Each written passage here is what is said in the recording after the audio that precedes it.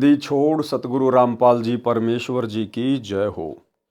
परम पिता परमात्मा सारी सृष्टि के रचनहार कुल मालिक असंख्य ब्रह्मांडों के स्वामी जगत गुरु तीनों लोकों में प्रवेश करके सबका भरण पोषण करने वाले राजाधिराज आत्माधार नाथों के नाथ देवों के देव महादेव सर्वेश्वर महेश्वर मृत्युंजय अजरो अमर आदि अनादि सनातनी प्रभु जगत पिता जगदीश्वर श्री श्री 1008 की उपाधि के वास्तविक अधिकारी अकाल मूरत शब्द स्वरूपी राम वासुदेव सर्वगतम ब्रह्म परम पूज्य प्रथम पूज्य परम संत परम पुरुष परम धनी परम दयालु सत्य कबीर हक्का कबीर अल्लाहु अकबर बाखबर अल्लाह ताला जगत के तारणहार जगत के मुक्तिदाता जगत के जगन्नाथ हारे के सहारे हिंदुओं के राम मुसलमानों के अल्लाह सिखों के वाहिगुरु ईसाइयों के मसीह दया के सागर दयानिधि करुणा के सागर करुणानिधि स्वयंभू परिभू संकट मोचन कष्ट हरण मंगल करण दुख भंजन अविगत कबीर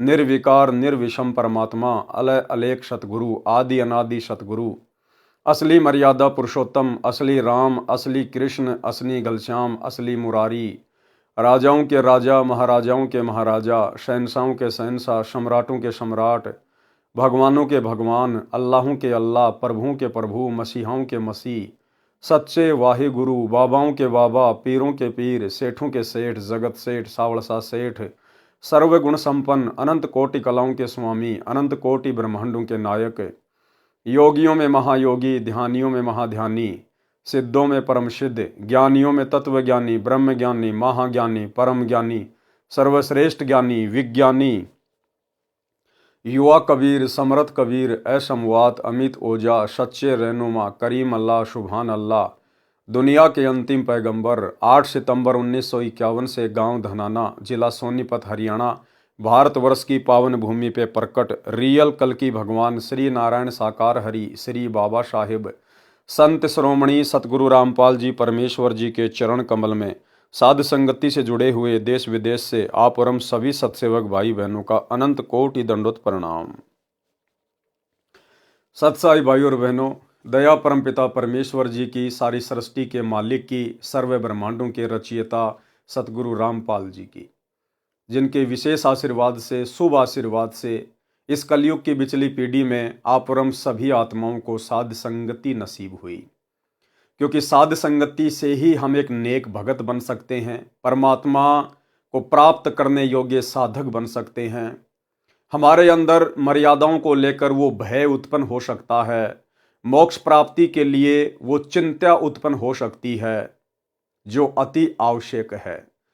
अन्यथा जो भाई बहन साध संगति से नहीं जुड़े हुए हैं, जो वर्तमान समय 2024 तक भी काल प्रेरित सतलोक आश्रम मैनेजमेंट हरियाणा वालों के पीछे ही लगे हुए हैं, गुरुदेव के कलयुगी परिवार के पीछे उनके बेटा बेटी भाई बंधु रिश्तेदारों के पीछे लगे हुए हैं, आप उन भाई बहनों के आचार विचार व्यवहार उनका बोलना चलना उठना बैठना उनकी नियम मर्यादा आप जी देख सकते हैं। यदि कभी आपकी उनसे मुलाकात हो जाए तो आपको पता चलेगा कि साध संगति यदि दिन है तो आश्रमों से जुड़े हुए भाई बहन रात्रि हैं।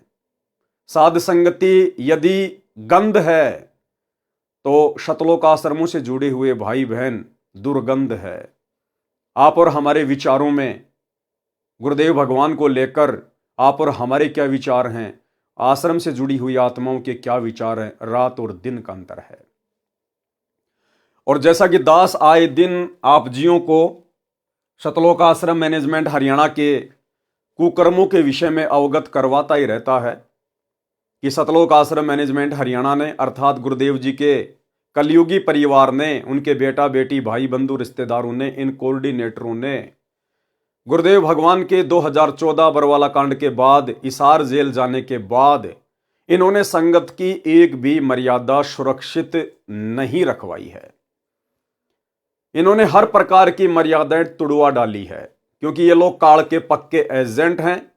इन्होंने केवल अपने इष्ट को प्रसन्न करना है और शतलोक आश्रम मैनेजमेंट हरियाणा का इष्ट है ज्योति निरंजन। भाई और बहनों, भक्ति मार्ग की एक सबसे बड़ी गलती परमात्मा ने बताई है कि भाई और तो चलो छोटी मोटी गलतियां तुम्हारी माफ की जा सकती हैं, जैसे किसी ने शराब पी ली, किसी ने गलती से मांस खा लिया, किसी ने कोई चोरी कर दी, छोटी मोटी और कोई हरकत कर दी, वो तो क्षमा योग्य हैं। परंतु एक भक्ति मार्ग में ऐसी गलती है, यदि वो गलती आपने एक बार भी कर दी तो भाई चांस बहुत कम है कि सतगुरु आपको माफ करे। और वो गलती है 100 वर्ष सतगुरु की पूजा, एक दिन आन उपासी, वो अपराधी आत्मा फिर पड़े काल की फांसी। आन उपासना, अन्य देवी देवताओं की पूजा करना या अन्य देवी देवताओं की पूजा में सहयोग करना, शास्त्र विरुद्ध साधना में सहयोग करना, ये सबसे बड़ी गलती है। इसे परमात्मा माफ नहीं करता है, क्योंकि सतलोक में हमने यही तो गलती की थी। हमारा पूज्य इष्ट, हमारा पूज्य परमेश्वर कबीर परमात्मा सतगुरु रामपाल जी, और हमने सतलोक में आस्था लगा ली इस काल के ऊपर।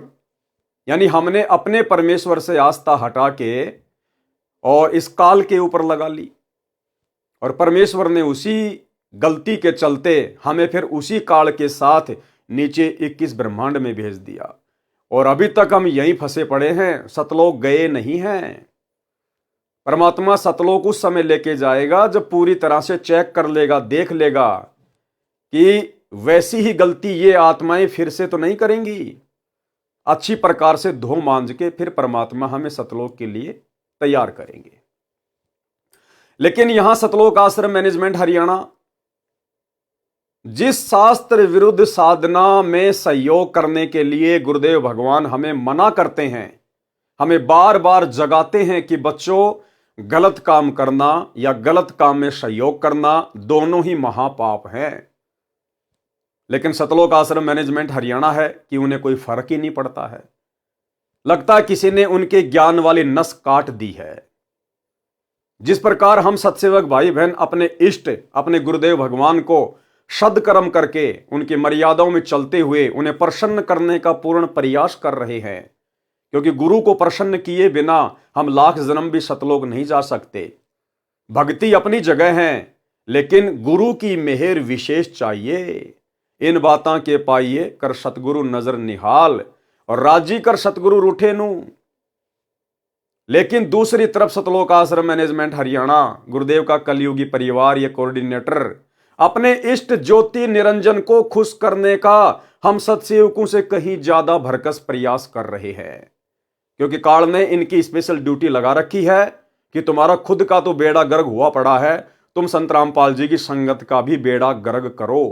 ये स्पेशल काल के एजेंट है, काल के दूत है, क्योंकि सूक्ष्म रूप में कबीर परमेश्वर और ज्योति निरंजन की लड़ाई चल रही है, और धरातल पर उन दोनों के एजेंट आपस में लड़ रहे हैं ज्ञान आधार से।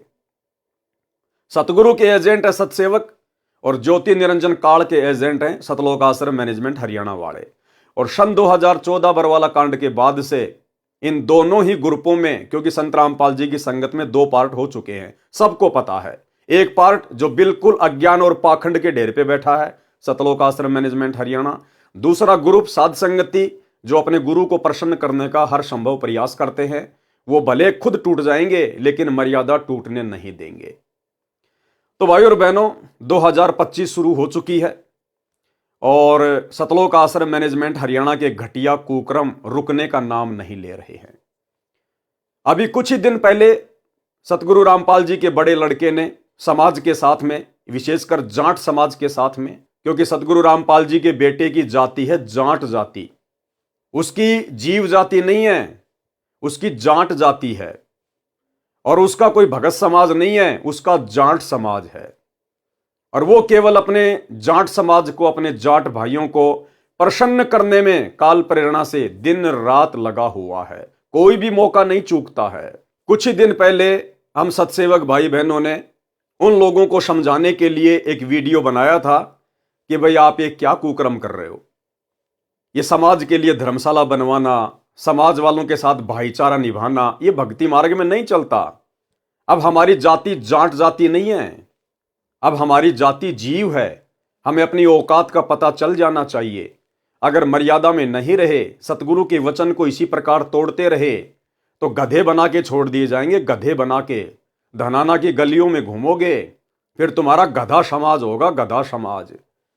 लेकिन भाई और बहनों, आप और हमारी बातों का इनके ऊपर कोई असर नहीं हुआ। और भला हो भी कैसे, जब ये लोग अपने बाप की बातों को, सतगुरु रामपाल जी परमेश्वर जी के सत्संगों को सीरियस नहीं ले रहे हैं, तो भला आप और हम सत्सेवक कौन से खेत की मूली हैं जो हमारी बात ये मानेंगे। तो हमने तो प्रयास किया था इनको समझाने के लिए, वीडियो बनाकर, कि हो सकता सुधर जाएं, आगे से ऐसी घटिया हरकत ना करें, ना खुद के कर्म फोड़ें और ना बेचारी भोली भाली संगत जो इनको भगत मानकर ज्योति पाठ और दान का पैसा इन आश्रमों में दे रही है, और उसी भोली भाली संगत के दान का दुरुपयोग ये जाट धर्मशाला बनवाने में, स्टेडियम बनवाने में, हॉस्पिटल बनवाने में, राजनीति करने में जो बर्बाद करवाया जा रहा है, तो बेचारी संगत के भी कर्म फूटने से बचें। लेकिन भाई और बहनों, कहते हैं कि गधे की आंख में जितना घी डालोगे वो उतना ही तुमसे नाराज होगा कि भाई ये तो मेरी आंख फोड़ने के लिए आ रहा है, क्योंकि गधे को ये नहीं पता कि आंख में घी डालने का मतलब क्या होता है, लेकिन वो तो उल्टा ही सोचेगा। तो आप और हम भगत भाई बहनों की बातों का सतगुरु रामपाल जी परमेश्वर जी के कलयुगी परिवार पे, इन कोऑर्डिनेटरों पे, आश्रम संचालकों के ऊपर कोई असर नहीं हुआ। उल्टा उन्होंने एक नया कांड और कर दिया, एक नया कांड और कर दिया उन्होंने। हाल ही कल ही इन्होंने क्या किया है, हरियाणा के सोनीपत जिले के गोहाना तहसील में, क्योंकि जो गांव धनाना है वो गोहाना तहसील के अंतर्गत आता है, और मुझे तो भाई और बहनों समझ में नहीं आ रहा कि सतगुरु रामपाल जी परमेश्वर जी का कलयुगी परिवार, विशेषकर उनके दोनों बेटे और उनका भाई, ये सारा का सारा भगत समाज का पैसा ये हरियाणा के गोहाना के भगतों के ऊपर ही क्यों लुटा रहे हैं। विशेषकर सोनीपत के अंदर ही ये लोग क्यों इस प्रकार के कुकर्म कर रहे हैं। मुझे लगता है इनको आने वाले विधानसभा चुनाव में चुनाव लड़ना है, या तो सतगुरु रामपाल जी के बड़े बेटे को या फिर सतगुरु रामपाल जी के भाई को। तो पहले से ये लोग अपना वोट बैंक तैयार करने में लगे हुए हैं, लोगों को प्रसन्न करने में लगे हुए हैं, ताकि हमें वोट मिल जाएं और हम छोटे मोटे कोई विधायक बन जाएं। अन्यथा क्यों फिर ये इस प्रकार की मर्यादा तोड़ेंगे। ये कुकर्म, ये घटिया और नीच कर्म, शास्त्र विरुद्ध कर्म सतगुरु रामपाल जी परमेश्वर जी ने तो अपने भक्ति इतिहास में 30 वर्ष हो चुके हैं कभी भी नहीं किया। हमेशा हमें इन शास्त्र विरुद्ध कुकर्मों से दूर रहने की सलाह दी है, लेकिन आज उनका परिवार खुलेआम कर रहा है। हरियाणा के गोहाना में कोई दादा गोसाई गौशाला है, और उस गौशाला में गोहाना के उन लोगों ने, जो उस गौशाला के जो मेंबर हैं, उन सभी लोगों ने मिलकर ये हवन करवाया। ये वाला हवन, आप और हमारे वाला हवन नहीं, जो गुरुदेव ने हमें शास्त्र अनुकूल साधना बताई है ना, कि अपने घर के एक कोने में छोटा सा दीपक ले आओ, उसमें 100 ग्राम, 50 ग्राम, आधा किलो घी डाल दो, और उसमें खड़ी जो है वो बत्ती लगा दो, गाय या भैंस का घी होना चाहिए। वो हो गया हमारा हवन, जो कि शास्त्र अनुकूल है। लेकिन ये दादा गोसाई गौशाला में, गोहाना में, इन लोगों ने एक हवन यज्ञ का आयोजन किया। ये हवन यज्ञ महर्षि दयानंद सरस्वती वाला हवन यज्ञ, बड़ा सा गड्ढा खोद के उसमें लकड़ियां डाल के और घी के लोटे भर भर के डालो, स्वाहा स्वाहा, दुनिया भर का प्रदूषण, दुनिया भर के जीव उसमें मर जाते हैं, और शास्त्र विरुद्ध कर्म। तो गोहाना में वो दादा गोसाई गौशाला वाले मेंबर वो मिलके अपना हवन यज्ञ कर रहे थे। हो सकता है वो सालाना इस प्रकार का यज्ञ उस गौशाला में करवाते हैं, इस मकसद से कि लोग इस अनुष्ठान के बहाने आएंगे और यहां पर कुछ दान धर्म करके जाएंगे।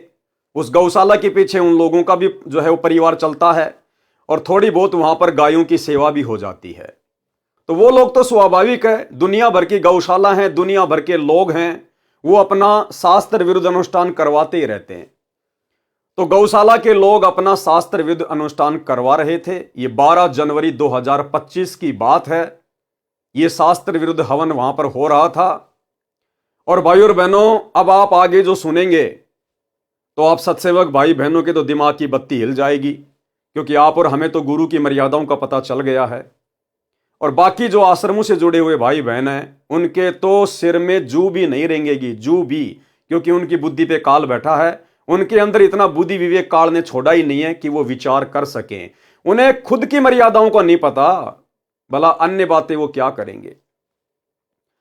तो सतलोक आश्रम मैनेजमेंट हरियाणा ने, सतगुरु रामपाल जी परमेश्वर जी के कलयुगी परिवार ने, आश्रम संचालकों ने, जहां पर यह शास्त्र विरुद्ध हवन यज्ञ हो रहा है, इन्होंने जाकर वहां पर उस गौशाला में भंडारा लगा दिया, भंडारा देसी घी का।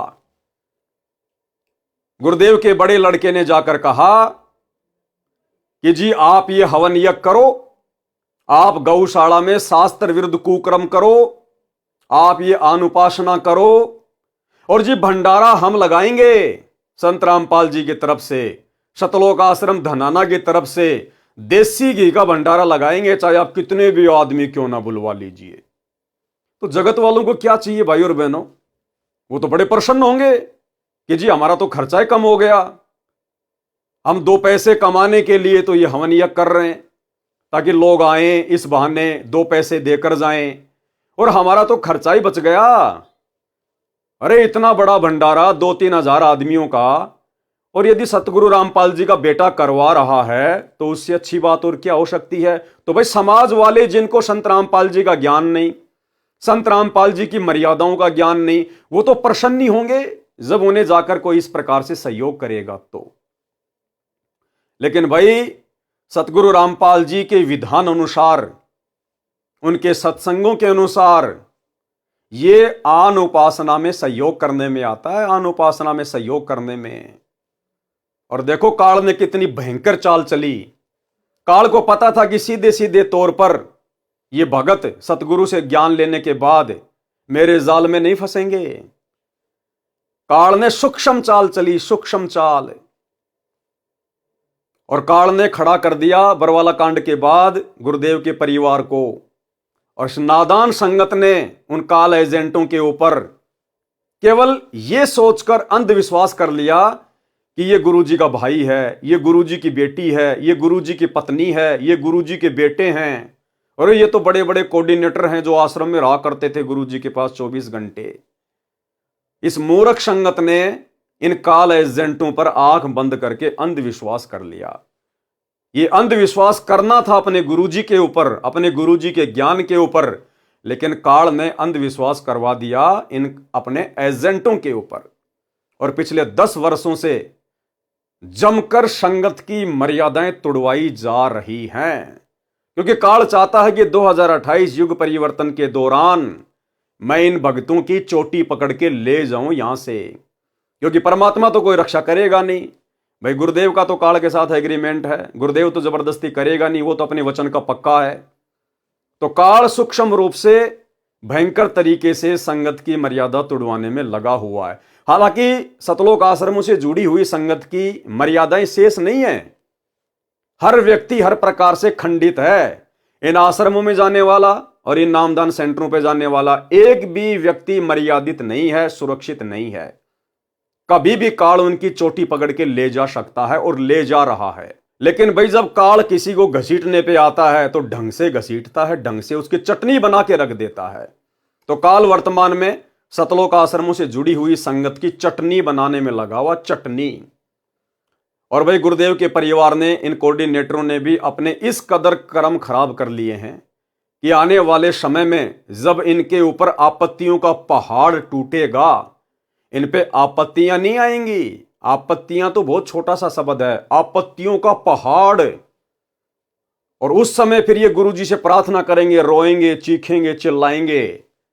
तो गुरुजी भी इनकी इतनी बड़ी बड़ी गलतियों को देखकर हाथ खड़े कर लेंगे कि बेटा तुम मेरे लिए कोई विशेष नहीं हो, तुम मेरे कोई सगे नहीं हो। क्या तुमने मुझे अपना बाप मान रखा है, फूफा मान रखा है, मामा मान रखा है, मुझे अपना पति मान रखा है? मंगलाचरण में क्या पढ़ा तुमने?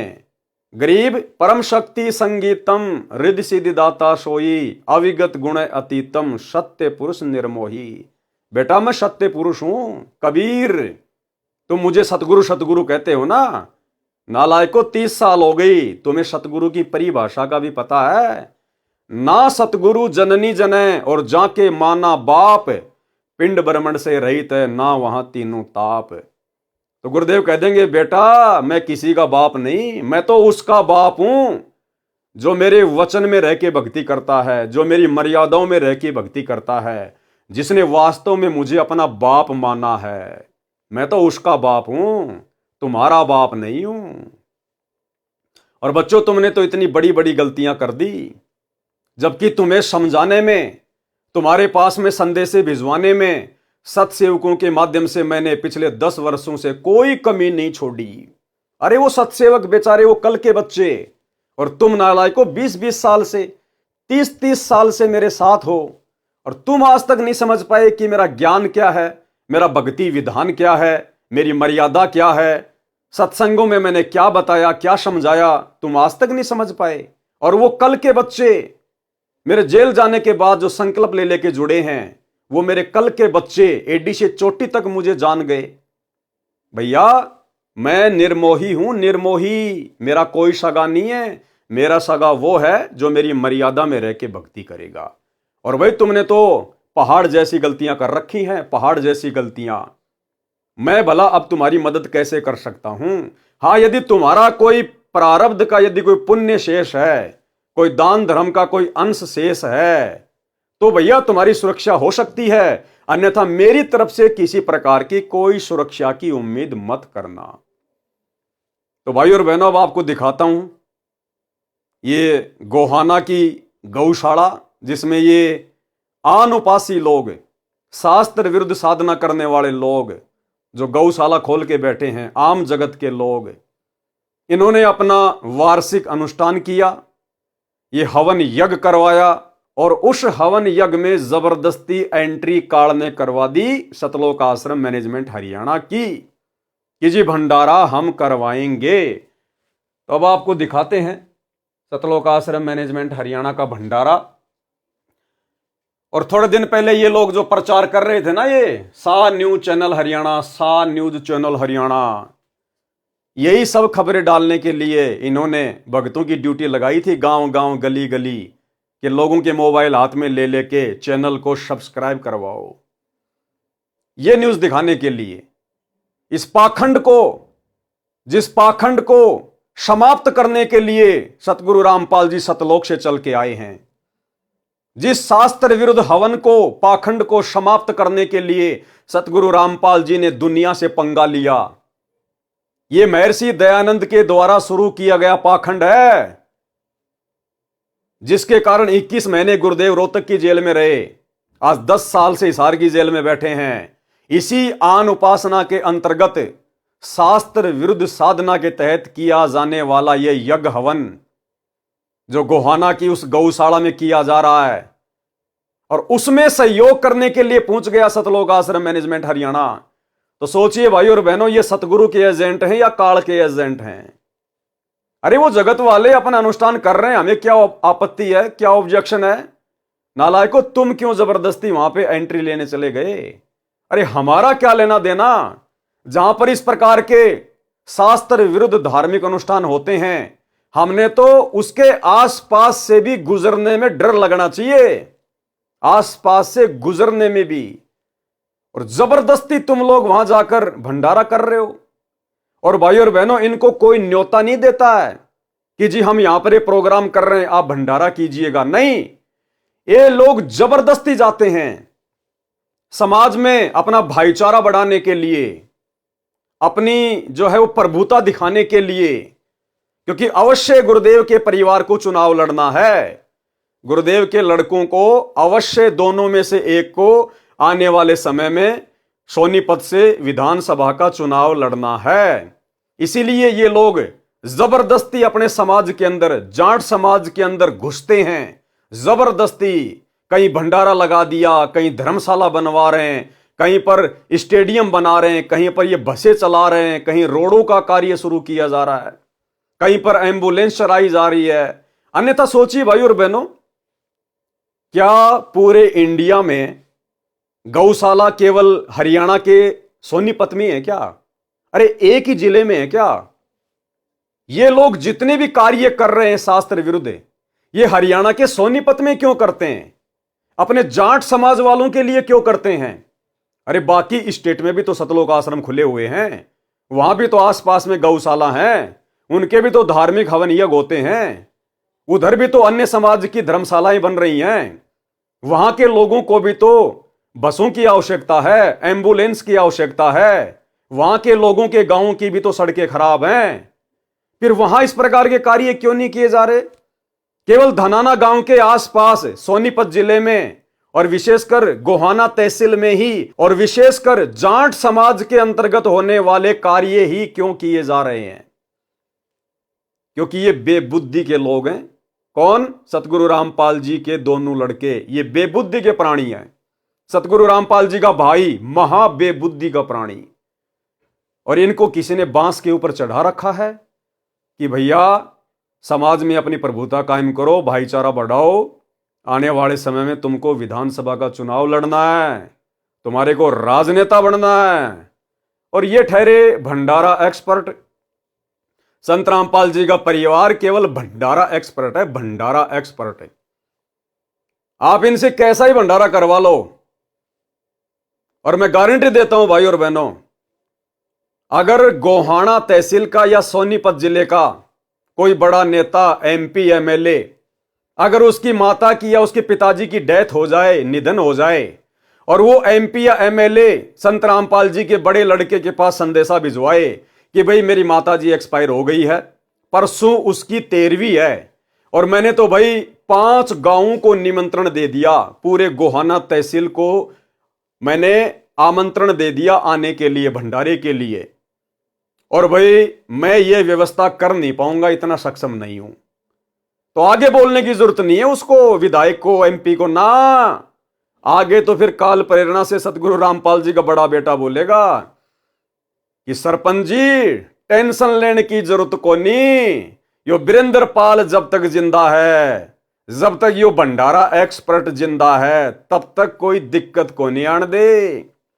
और तुरंत फोन कर देगा सतलोक आश्रम धनाना में वहां के भंडारी को, राजवीर दास को, कि भाई राजवीर दास करिए, मूर्खों की सेना तैयार, और भाई भंडारा लगाना है यहां पे। मंत्री जी की माता जी की 13वीं चल रही है, इन्हें कोई फर्क नहीं पड़ता, क्योंकि यहां इस गौशाला में भी इन्होंने जाकर भंडारा लगा दिया जहां पर आन उपासना हो रही है, तो वो 13वीं भी आन उपासना है। और ये इस प्रकार का महर्षि दयानंद सरस्वती वाला हवन यज्ञ भी आन उपासना है। इन्हें कोई फर्क नहीं पड़ता भाई और बहनों, इन्हें केवल भाईचारा निभाना है, समाज में अपनी जो प्रभुता है उसको कायम करना है, क्योंकि इन लोगों ने चुनाव लड़ना है। तो अब ये छोटा सा वीडियो दास आपको दिखाना चाहेगा, देख लीजिएगा आप। इन्हीं सतलोक आश्रम वालों ने, इन बेबुद्धि के इंसानों ने अपने खुद के न्यूज चैनल पे डाला है, सा न्यूज हरियाणा, और क्या कह रहे हैं सुन लीजिएगा। हवन यज्ञ के साथ साथ भंडारे और रक्तदान का कार्यक्रम भी आयोजित हुआ। खास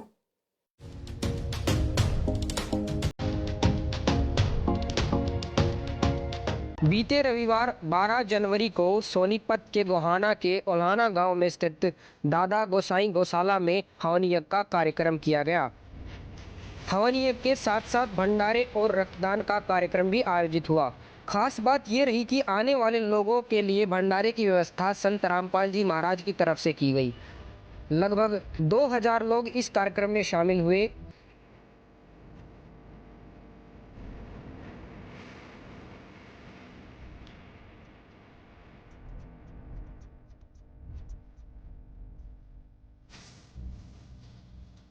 इस भंडारे में लोग इस कदर मुरीद हुए कि भंडारे की जमकर तारीफ की।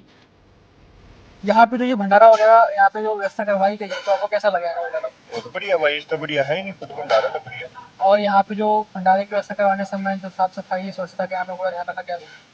अब ये जगत वालों से इंटरव्यू ले रहे हैं सतलोक आश्रम मैनेजमेंट हरियाणा वाले कि यहां पर दादा गोसाई धर्मशाला में जो भंडारा लगाया गया है, आपको भंडारा कैसा लगा? तो जगत वाले भैया जो बेचारे डालडा का भंडारा खाते हैं, कहीं भी जाते हैं डालडा के उनको लड्डू मिलते हैं, डालडा का चूरमा मिलता है, तो जब उनको देसी घी का खाना मिलेगा तो वो तो बड़ाई करेंगे करेंगे। अरे जगत वालों को मुफ्त में खाने को मिल जाए, इससे अच्छा और क्या है? और जगत वाले क्यों नहीं बड़ाई करेंगे खा के भाई? क्योंकि ना बेचारों को संत रामपाल जी के ज्ञान का पता, ना इनको उनकी मर्यादाओं का पता। अगर ये किसी भगत का इंटरव्यू लें जो साध संगति से जुड़ा हुआ है तो 2 मिनट में इनकी धोती सी धो के रख देगा कि क्या भंडारा, नालायकों क्यों अपने कर्म खराब कर रहे हो, क्यों संगत की ऐसी तैसी करवा रहे हो। तुम्हारे बाप सतगुरु रामपाल जी ने कौन से दिन इन धार्मिक शास्त्र विरुद्ध इन हवन यज्ञों में सहयोग किया था। अरे 30 साल हो गई, क्या संत रामपाल जी के समय ये शास्त्र विरुद्ध धार्मिक अनुष्ठान नहीं होते थे क्या कभी संत रामपाल जी ने कभी भंडारा लगाया क्या। शतलोक आश्रम बरवाला के या करोथा के अलावा कभी सतगुरु रामपाल जी ने इस प्रकार जगत वालों के लिए आन उपासना में सहयोग करते हुए भंडारा लगाया क्या। क्यों अपने कर्म फोड़ रहे हो, भक्ति कर लो बैठ के। ये काल तुम्हारे सिर पर खड़ा होके नंगा नाच रहा है, आने वाले समय में तुम्हारी दुर्गति करवाएगा। लेकिन ये बेचारे इन लोगों के इंटरव्यू लेते हैं जो उस भंडारे में खाना खाते हैं। अब देसी घी का भंडारा खा के आदमी बुराई थोड़ी करेगा। और वैसे भी ये जगत वाले बेचारे, इनको क्या पता संत रामपाल जी का क्या नियम है, क्या मर्यादा है। तो ये इनके इंटरव्यू ले रहे हैं और फिर अपनी जो है वो प्रभुता के लिए फिर अपने न्यूज चैनल पे डालते हैं। इनको इतनी भी शर्म नहीं है कि नालायकों, जब भगत समाज इन वीडियो को देखेगा तो सारे तो तुम्हारी तरह काल प्रेरित नहीं है, सारे तो तुम्हारी तरह कोई बेबुद्धि वाले नहीं है। इन आश्रमों में भी बहुत अच्छी अच्छी आत्माएं फंसी हुई हैं। कोई तो विचार करेगा। तो ये बुद्धि भी भाई और बहनों परमात्मा ने इनकी ऑफ कर रखी है कि ये नालायक तो संभलने वाले नहीं है, सुधरने वाले नहीं है। मेरे बेटा बेटी भाई बंधु रिश्तेदार कोऑर्डिनेटर, ये तो सुधरने वाले नहीं है। इनको तो अगले जन्म में गधा बनना ही बनना है। इन्होंने तो भयंकर अपने कर्म फोड़ लिए। लेकिन इन लोगों के द्वारा काल जो कुकर्म करवा रहा है, कम से कम इन वीडियो को देखकर उन आश्रमों में जाने वाली संगत में से कुछ भाई बहन तो समझेंगे। वो तो इन लोगों को ज्योति पाठ और दान का पैसा देके इन मर्यादा विहीन लोगों के संचालन में इन आश्रमों में जा जाके अपने कर्म फोड़ने से बचेंगे। बस यही चाहते हैं परमात्मा कि मेरी आत्माएं उन आश्रमों से निकल जाएं इनके कुकर्मों को देखकर। इसलिए परमात्मा इनकी बुद्धि ऑफ कर देते हैं और इन्हीं के कुकर्मों के वीडियो इन्हीं के हाथों से इन्हीं के चैनल पर डलवा देते हैं। और वो वीडियो परमात्मा फिर मुझ दास तक पहुंचा देता है। दास फिर सतगुरु आशीर्वाद से उसका पोस्टमार्टम करके आप लोगों के सामने पेश कर देता है। फिर कल को कोई भी सतगुरुदेव भगवान को उलाना देने वाला नहीं होगा कि गुरुजी मुझे पता नहीं था, गुरुजी मुझे किसी ने बताया नहीं था। तो ये जगत वालों का इंटरव्यू ले रहे हैं। पूरा रामपाल महाराज जी के अनुयायियों का, उनके भक्तों का, उनके कार्य सेवकों का धन्यवाद करता हूँ जिन्होंने ईमानदारी से अपनी ड्यूटी का पालन किया। बहुत बड़ा सराहनीय योगदान आप लोगों का रहा है, हम इसके लिए बधाई देते हैं। हमारी जो दादा गोसाई गौशाला आउलाना के प्रांगण में, जिसके प्रधान जी बलवान सिंह सानिध्य में आज बहुत बड़ा कार्यक्रम यहाँ पे हवन यज्ञ और भंडारे का आयोजन, एक सांस्कृतिक कार्यक्रम का एक बल डोनेशन किया। बहुत साथियों ने, युवा साथियों ने यहाँ पे रक्तदान शिविर में भाग लिया है। बहुत अच्छी खाने की व्यवस्था प्रधान जी ने, पूरी टीम ने यहाँ पे ईमानदारी से सब भाइयों ने मिलजुल कर काम किया। दर्शकों, अभी आपको दिखाया था हमने गौशाला, अभी हम आ चुके हैं भंडार घर में, जहाँ इस आदमी को तो आप जानते होंगे, ये लगभग 15-20 साल से सतगुरु रामपाल जी से जुड़ा हुआ है और विशेषकर इसको भंडारी की सेवा दी गई है सतलोक आश्रम धनाना में। वर्तमान में सतलोक आश्रम बरवाड़ा में भी ये भंडारे में सेवा करता था, भंडारी, और वर्तमान में ये धनाना आश्रम में भंडारी है। तो जहाँ भी कोई भंडारा करवाना होता है तुरंत इन जैसे लोगों को आगे कर दिया जाता है। तो भाई और बहनों, देखो इनको क्या समझा इन्होंने, क्या सीखा इन्होंने। अरे 20-20 साल, 25-25 साल सतगुरु की शरण में पड़े हैं और इनको अभी तक ये भी नहीं पता कि मर्यादा क्या है गुरु की। अगर हम इस प्रकार से शास्त्र विरुद्ध हवन यज्ञ में जाके भंडारा लगाएंगे, सहयोग करेंगे, तो हमारी मर्यादा बचेगी या टूटेगी। ये लोग तो बढ़ावा दे रहे हैं अनुपासना को। अरे जगत वालों को बढ़िया तो हवन देखने को मिल गया, बढ़िया उनको देसी घी का भंडारा मिल गया, तो क्यों पीछे हटेंगे वो लोग शास्त्र विरुद्ध साधना करने से। उनकी तो मौज हो रही है, अच्छी बात है, बढ़िया बात है। और इस पूरे वीडियो में अगर आपने नोट किया हो, इसने जिसके भी इंटरव्यू लिए हैं, कहीं कोई संत रामपाल जी के ज्ञान की बात नहीं कि जी आप संत रामपाल जी से नाम लेना चाहोगे क्या आप संत रामपाल जी के सत्संग सुनते हो क्या। आप जो भी बातें सुनोगे केवल यही, सर आपको भंडारा कैसा लगा, सर आपको भंडारे का टेस्ट कैसा लगा, सर भंडारे की व्यवस्था के बारे में, साफ सफाई के बारे में आप जी क्या कहना चाहेंगे। इसके अलावा और कोई पॉइंट नहीं, कोई बात नहीं। तो भाई और बहनों, सतलोक आश्रम मैनेजमेंट हरियाणा की बुद्धि पे काल नंगा होके नाच कर रहा, नंगा होके। इन लोगों की तो मंत्रा की तरह बुद्धि हर ली गई है, हर ली गई है। सर जहाँ पे आप भंडारे की व्यवस्था की है, आप मैंने भी देख सकते हो यहाँ पे जो ये हवन यज्ञ हुआ था, उस हवन यज्ञ में यहाँ पे जो भंडारे की व्यवस्था की गई है, और भंडारे की पूरी व्यवस्था के जो इंचार्ज है हम उनसे बात करेंगे और सारी बातें जानने का ट्राई करेंगे। सर नमस्कार। नमस्कार जी। क्या नाम है सर आपका? राजवीर दास। और सर आप कहाँ से हैं? सतलोक आश्रम कराना था आपसे। सर सतलोक आश्रम से हैं आपको, और यहाँ पे जो पूरे भंडारे की व्यवस्था सुनने में आया कि आश्रम की तरफ से हुआ है, इसके पीछे क्या पूरा प्रोसीजर रहा है? प्रोसीजर तो यही है जी, गौशालाओं के प्रधान की दर्शन की जजों के पास आदेश आ गया, आदेश को पाकर हम यहाँ भंडारे की व्यवस्था करेंगे। सतलोक आश्रम कराना चाहिए, सभी सेवादार इकट्ठे होकर सेवा में आ गए। तो ये बताइए कि यहाँ पे अभी तो आपके साथ में कितने लोग आए थे टीम में व्यवस्था करने के लिए, पूरा भंडारा बनाने की व्यवस्था की?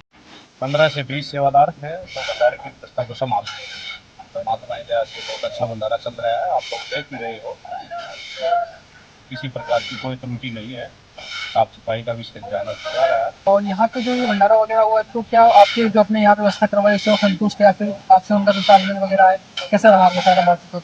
नहीं, गुरुओं की दया से बहुत अच्छा तालमेल है और आगे भी रहेगा।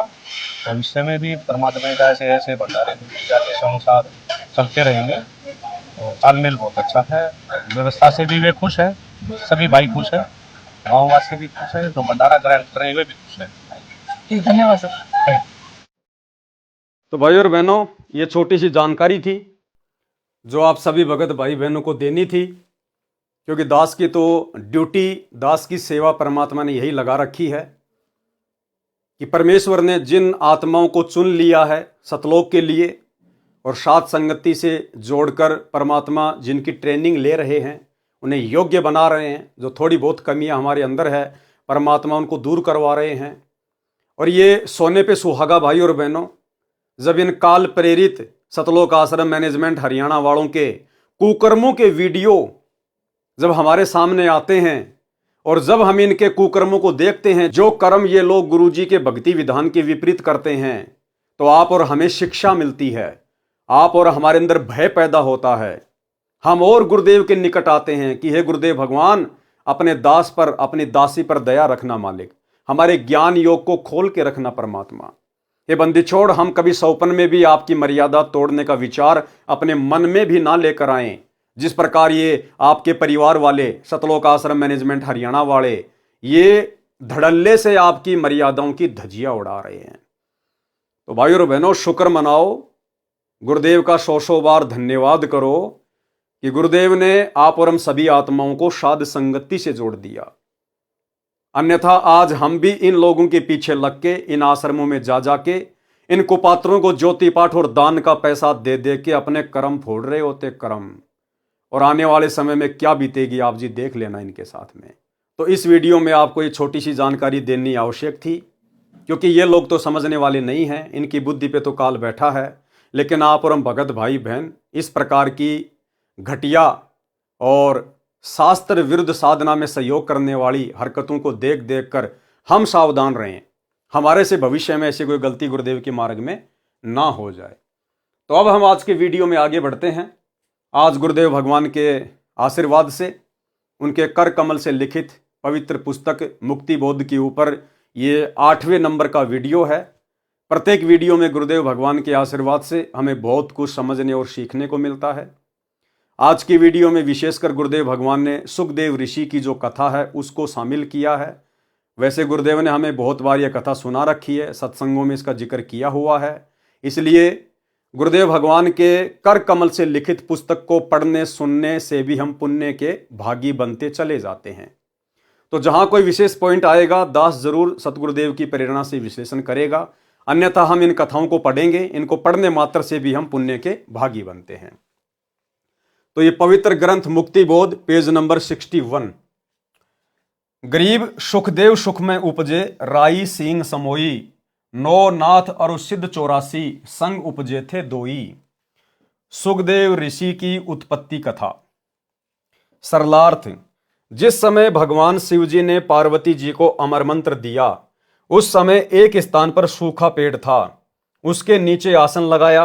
कारण यह था कि इस अमर नाम को कोई अन्य जीव सुन ले और वह भी अमर हो जाए, और बुरे स्वभाव का जीव यदि आध्यात्मिक शक्ति संपन्न हो जाएगा तो वह उसका दुरुपयोग करके भले व्यक्तियों को सताएगा। क्या कह रहे हैं परमात्मा? पॉइंट पे ध्यान देना भाई और बहनों। इसलिए गुरुदेव भगवान ने अभी तक किसी को भी ओरिजिनल सारनाम सार शब्द नहीं दिया। क्यों नहीं दिया वो अमर मंत्र? क्योंकि गुरुदेव भगवान को पता है कि यदि ओरिजिनल सारनाम दे दिया गया तो सारनाम लेने के बाद उसका जाप करने से, सुमरण करने से भगत में जुबान सिद्धि आ जाती है, जुबान सिद्धि। और परमेश्वर को पता था कि ये मंत्र यदि मर्यादा विहीन के हाथ लग गया, यदि किसी ऐसी आत्मा को दे दिया गया जो इस मंत्र का जाप भी करेगा और मर्यादा भी तोड़ के रखेगा, तो मर्यादा तोड़ने से तो आएगी उसके अंदर दुर्बुद्धि काल प्रेरणा से, और ये अमर मंत्र जाप करने से आएगी उसमें शक्ति। वो तो सत्यानाश कर देगा, समाज का सत्यानाश। इसलिए गुरुदेव भगवान ने अभी तक ये मंत्र किसी को नहीं दिया है। और वही बात यहां है, क्या है कि शंकर भगवान पार्वती को एकांत स्थान में लेके गए कि जहां पर उस मंत्र को कोई सुन ना ले। कौन सा मंत्र? वो सोहम मंत्र, प्रथम मंत्र जो आज हमें गुरुदेव ने 7 मंत्र दिए हैं, उसके बीच बीच के 5 मंत्र देवी देवताओं के, वो 5 मंत्र भी सुनाने के लिए शंकर जी अपनी पत्नी पार्वती को एकांत स्थान पर लेके गए ताकि कोई व्यक्ति इनको सुन ना ले। यदि किसी ऐसे वैसे अनधिकारी व्यक्ति ने यह मंत्र सुन लिए तो उसके अंदर शक्ति आ जाएगी, शक्ति, और फिर वो समाज के लिए घातक सिद्ध हो सकता है। तो भला सतगुरु रामपाल जी परमेश्वर मंत्रों के बाप अमर मंत्र को, सार नाम को, भला ऐसे किसी को कैसे दे देंगे? सतगुरु रामपाल जी तो अंतर्यामी हैं, उन्हें तो आगे पीछे सब कुछ पता है कि कौन मर्यादा में है, कौन आगे चल के मर्यादा तोड़ेगा, कौन जाके काल की गोद में बैठेगा, कौन अधिकारी है कौन नहीं है। तो गुरुदेव भगवान भला ऐसे कैसे किसी को सार नाम सार शब्द दे देंगे? उसके बाद तो जुबान सिद्धि आ जाती है। और अगर इनको वो सार नाम अमर मंत्र दे दिया होता तो भाई और बहनों, गुरुदेव के जेल जाने के बाद शतलोक आश्रम मैनेजमेंट हरियाणा के गुरुदेव के परिवार के कुक्रम भी आपके सामने हैं। तो गुरुदेव भगवान को तो ये सारे कुक्रम पहले ही दिखाई दे रहे थे, बरवाला कांड से पहले। इसलिए गुरुदेव ने किसी को भी सार नाम सार शब्द नहीं दिया। मालिक को पता था ये सत्यानाश कर देंगे, सत्यानाश। और सबसे पहले तो जुबान सिद्धि से बद्दुआ दे दे के मेरे सत्सेवक बच्चों को मार देंगे ये, क्योंकि मेरे सत्सेवक बच्चे आगे चलकर इनके अज्ञान और पाखंड की डंके की चोट पे पोल खोलेंगे, डंके की चोट पे। और जब आज ही ये लोग हमारा जीना दूभर कर रहे हैं, हमारे ऊपर मुकदमे लगा दिए, जेल करवा दी, साथ संगति में आके मार पिटाई करते हैं, घरों में घुस घुस के गुंडे ला ला के हमारे साथ मार पिटाई करवाते हैं, तो गुरुदेव को क्या इन बातों का पता नहीं था कि अगर इनको वो सार नाम सार शब्द दे दिया तो इनको तो पुलिस और गुंडों की भी जरूरत नहीं पड़ेगी, ये तो जुबान सिद्धि से बद्दुआ दे दे के मेरी संगत का सत्यानाश कर देंगे। इसलिए परमात्मा ने अभी तक वो अमर मंत्र किसी को नहीं दिया। वो अमर मंत्र के लिए परमात्मा अब अपनी आत्माओं को साथ संगति से जोड़ के योग्य बना रहे हैं। तो क्या कहा शंकर जी ने, क्या कारण था? कारण यह था कि इस अमर नाम को कोई अन्य जीव सुन ले और वह भी अमर हो जाए, और बुरे स्वभाव का जीव यदि आध्यात्मिक शक्ति संपन्न हो जाएगा तो वह उसका दुरुपयोग करके भले व्यक्तियों को सताएगा। जिस प्रकार ये मैनेजमेंट वाले बुरे स्वभाव के व्यक्ति आज हम भले आदमी सत्सेवकों को सता रहे हैं, तो वह उसका दुरुपयोग करके भले व्यक्तियों को सताएगा। इसलिए सब गुरुजन एकांत स्थान पर केवल उपदेश देने योग्य हुए व्यक्तियों को ही बैठाकर नाम देते हैं। भगवान शंकर जी ने अपने हाथों से ताली बजाई, जिसका भयंकर नाद यानी शोर हुआ। आसपास के पशु तथा पक्षी डरकर दूर चले गए। सूखा वृक्ष इसलिए चुना था कि कोई पक्षी आएगा तो तुरंत दिखाई देगा। उस वृक्ष की खोगर यानी वृक्ष के थोते तने में मादा तोते ने अंडे पैदा कर रखे थे। एक अंडा अस्वस्थ था, अन्य स्वस्थ थे। वे शंकर जी की ताड़ी यानी हाथों की आवाज से ही पक्षी बनकर उड़ गए। वह खराब गंदा हुआ अंडा रह गया। जिस जीव को वह अंडा प्राप्त हुआ था वह उस अंडे में बैठा था, उसके परिपक्व होने तथा स्वयं को शरीर प्राप्त करने का इंतजार कर रहा था। जैसे बच्चा गर्भ में आने से ही माता पिता उसे अपना मान लेते हैं, इसी प्रकार जीव जिस शरीर या अंडे में प्रवेश होता है तो उसे अपना मान लेता है। मृत्यु के उपरांत शमशान घाट पर अंतिम संस्कार के पश्चात बची हुई हड्डियों के टुकड़ों को उठाकर किसी अथाह दरिया में बहा देते हैं, जिसको अस्थियां उठाना या फूल उठाना कहते हैं। अब आम समाज में जब कोई व्यक्ति मर जाता है, स्त्री या पुरुष, उसके बाद उनकी हड्डियों को गंगा जी में क्यों जल प्रवाहित करके आते थे, उसका क्या कारण था, जो आज एक परंपरा बनी हुई है। उसका कारण यही था भाई और बहनों कि शास्त्र अनुकूल साधना तो थी नहीं, और मरने के बाद में फिर क्या होगा, वो प्रेत योनि में जाएगा या फिर वो नरक में जाएगा। यदि शरीर छूटने के बाद में किसी को प्रेत योनि मिल गई तो वो प्रेत सीधा सूक्ष्म रूप में अपने उसी गांव, अपने उसी घर में आता है, और घर में आने के बाद फिर वो देखता है कि यहां तो सब रो रहे हैं, क्यों रो रहे हैं, मैं तो आ गया। अब उसको ये नहीं पता कि मेरा शरीर छूट गया, और वो घर वालों से कहता है, बातें करता है कि तुम क्यों रो रहे हो, मैं आ गया, मैं जिंदा हूं, आगे लिखा हुआ इसमें। लेकिन जो दूसरे जो प्रेत होते हैं, क्योंकि भाई और बहनों अनगिनत प्राणी प्रेत योनि में, भूत योनि में आप और हमारे चारों तरफ घूमते रहते हैं, वो सूक्ष्म शरीर में होते हैं, इसलिए हमें दिखाई नहीं देते। और एक सत्संग में गुरुदेव भगवान ने बताया कि प्रत्येक स्त्री या पुरुष के अंदर भूत रहते हैं, प्रेत रहते हैं। अब ये बात अलग है कि उनके संस्कारवश वो उनको दुखी नहीं करते, उनको परेशान नहीं करते। बाकी सबके अंदर प्रेत हैं, सबके अंदर भूत हैं, केवल हम भक्तों को छोड़कर, सतगुरु रामपाल जी परमेश्वर जी के मर्यादित भक्तों को छोड़कर सभी के अंदर भूत प्रवेश हैं, जो है प्रेत प्रवेश हैं। तो जब वो प्रेत योनि प्राप्त करके सीधा अपने घर पे आता है तो घर वालों से कहता है कि तुम रो क्यों रहे हो, मैं आ तो गया। लेकिन घर वाले उसको सुन नहीं सकते, उसको देख नहीं सकते। फिर अन्य जो प्रेत होते हैं, जो घूम रहे होते हैं वहां पर, जिनको एक्सपीरियंस हो जाता है इस बात का, वो कहते रहे भाई तू सूक्ष्म शरीर में है और ये तेरे को सुन नहीं सकते, तेरे को देख नहीं सकते ये। फिर उसको चिंता बनती है कि फिर मेरा शरीर कहाँ है। फिर उसको याद आया कि मेरे को तो शमशान घाट में लेके गए थे। फिर वो शमशान घाट में जाता है और वहां जाके उसका शरीर तो मिलता नहीं।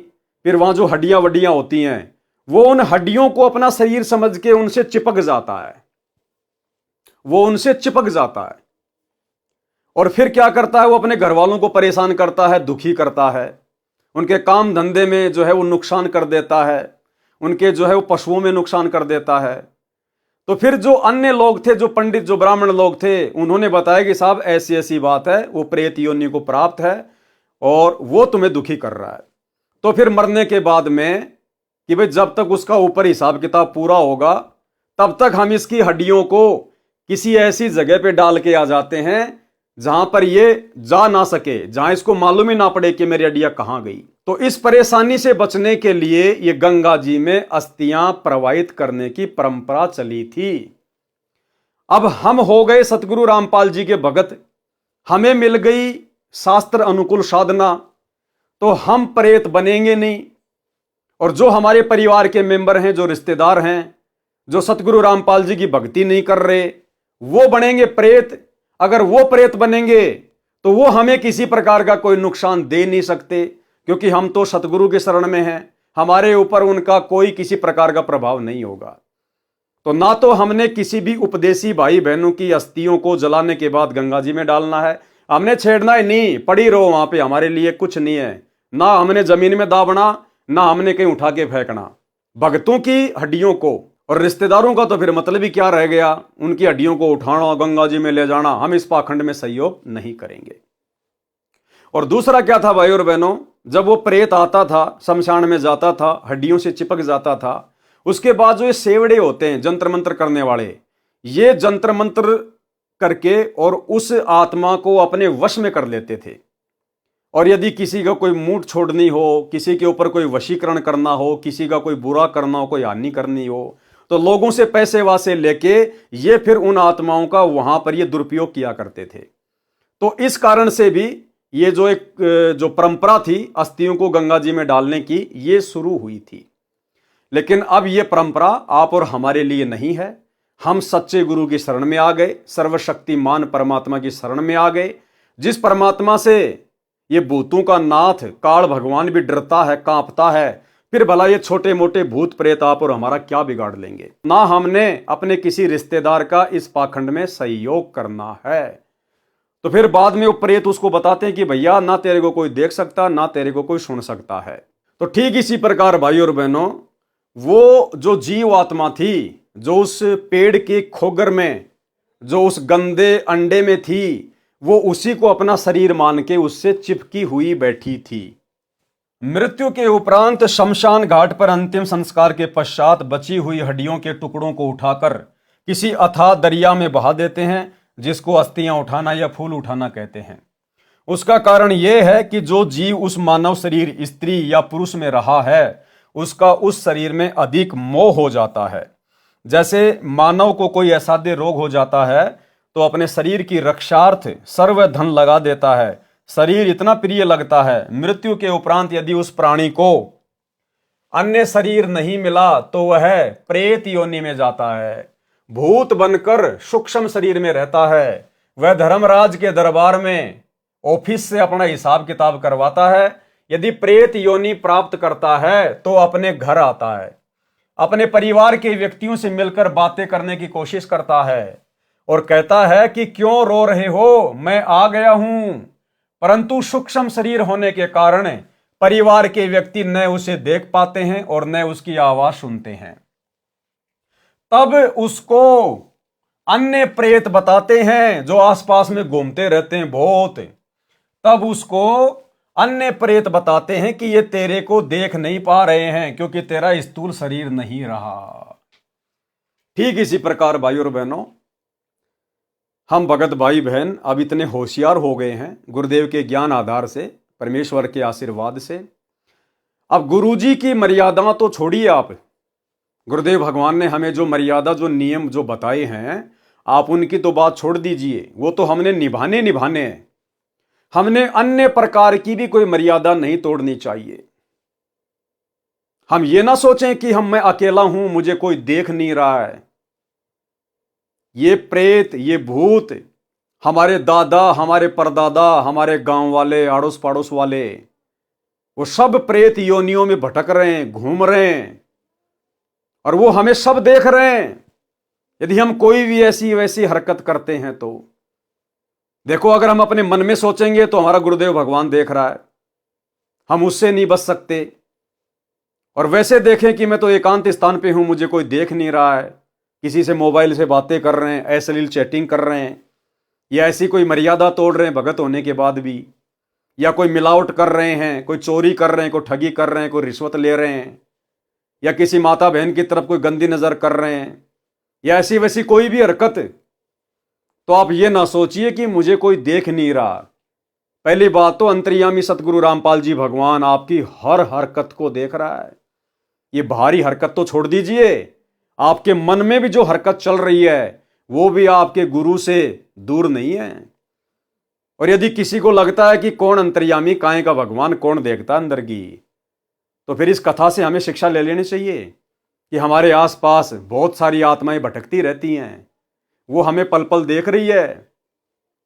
और जब हम वो कुकर्म करते हैं तो आपस में फिर हमारे जो पूर्वज होते हैं, जो गांव वाले होते हैं, फिर वो आपस में बातें करते हैं कि देख ये नालायक गधा इंसान, हमारा तो शरीर छूट गया, हम तो दुखी हो रहे हैं। ये भी भूत बनने की तरफ आगे बढ़ रहा है और उसको समझाने का प्रयास करते हैं। वो चिल्लाते हैं लेकिन नालायक ये काम मत कर, पर नारी को देखिए बहन बेटी के भाव, कहे कबीर कामनाश का यही सहज उपाय।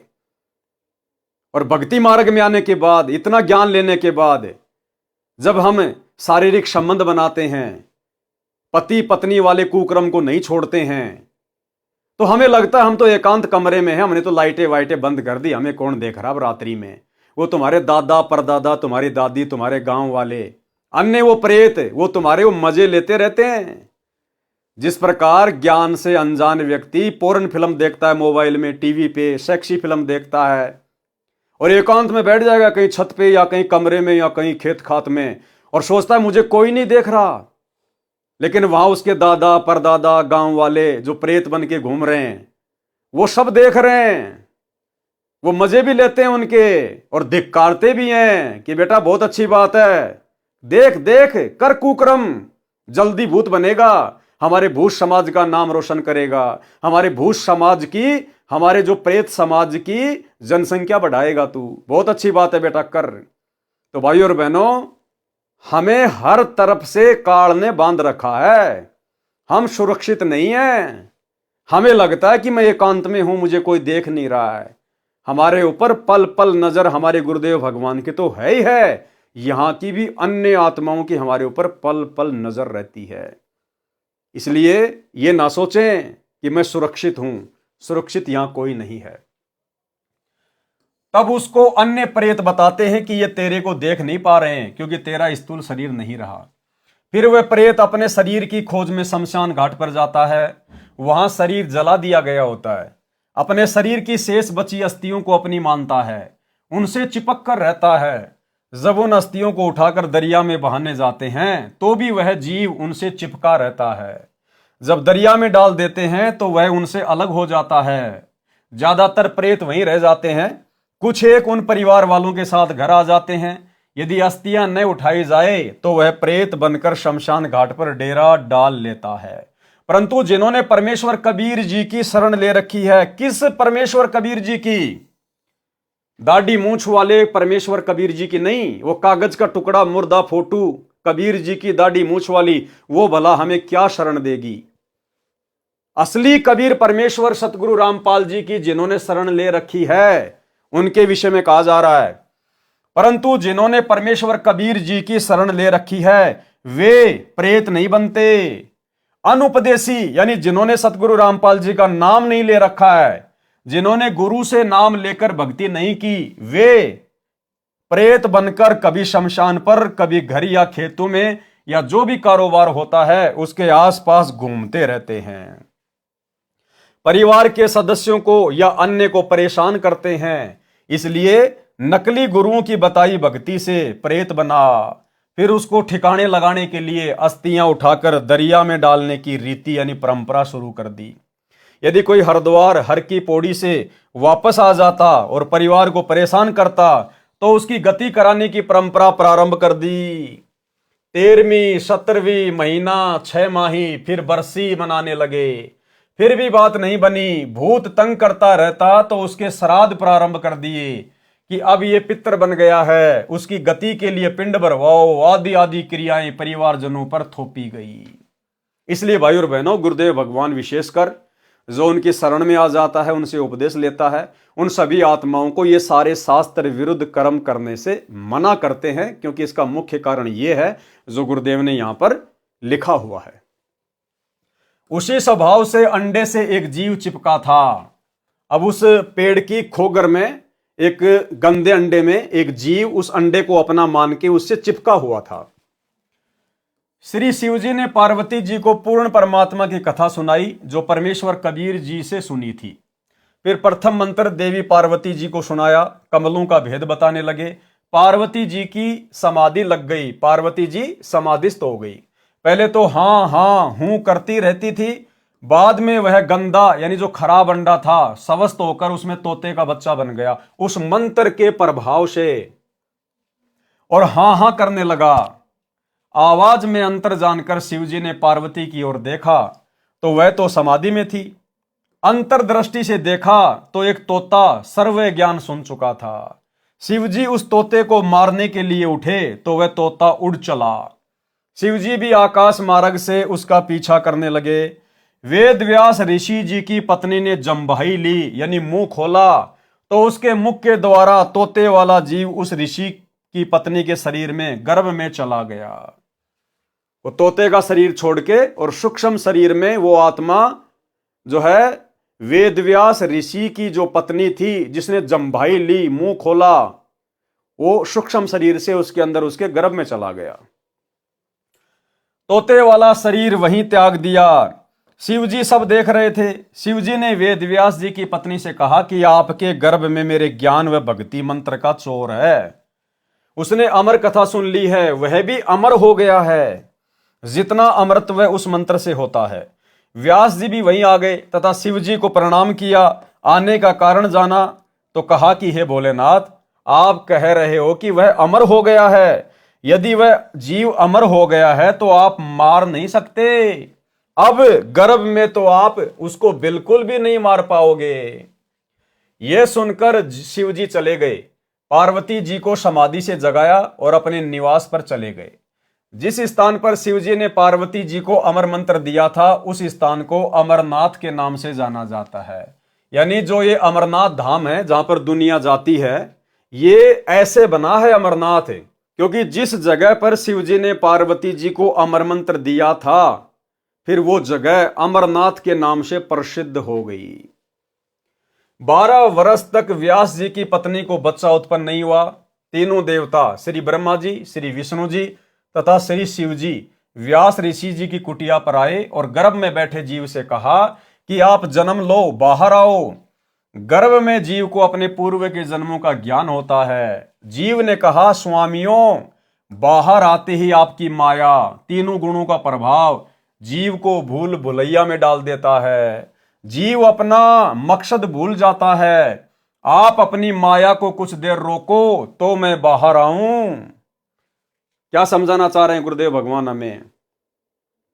कि जब सुखदेव की आत्मा मां के गर्भ में थी और ब्रह्मा विष्णु महेश तीनों देवता आकर कहने लगे कि हे जीव, आप बाहर आ जाओ। अगर 12 वर्ष तक बच्चा मां के गर्भ में रहेगा तो आने वाले समय में माताएं दुखी हो जाएंगी। अब सुखदेव मां के गर्भ में, और मां के गर्भ में जीव को आगे पीछे सब पता होता है। और ये मनुष्य जन्म क्यों मिलता है? 84 लाख योनियों से भिन्न जो परमेश्वर ने हमें अपने जैसा रूप दिया है, नर नारायण दे, ये क्यों मिलता है? उस जीव को सब पता चल जाता है। और उसको यह भी पता चल जाता कि असंख्यों बार मेरे को मनुष्य जन्म मिले, स्त्री और पुरुष के।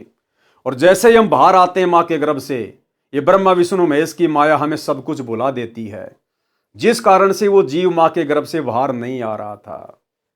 यानी गुरुदेव हमें समझाना चाहते हैं इस सुखदेव ऋषि की कथा के माध्यम से कि इस मनुष्य जन्म का, चाहे स्त्री हो या पुरुष हो, इसका मेन मकसद केवल अपनी आत्मा का कल्याण करवाना है।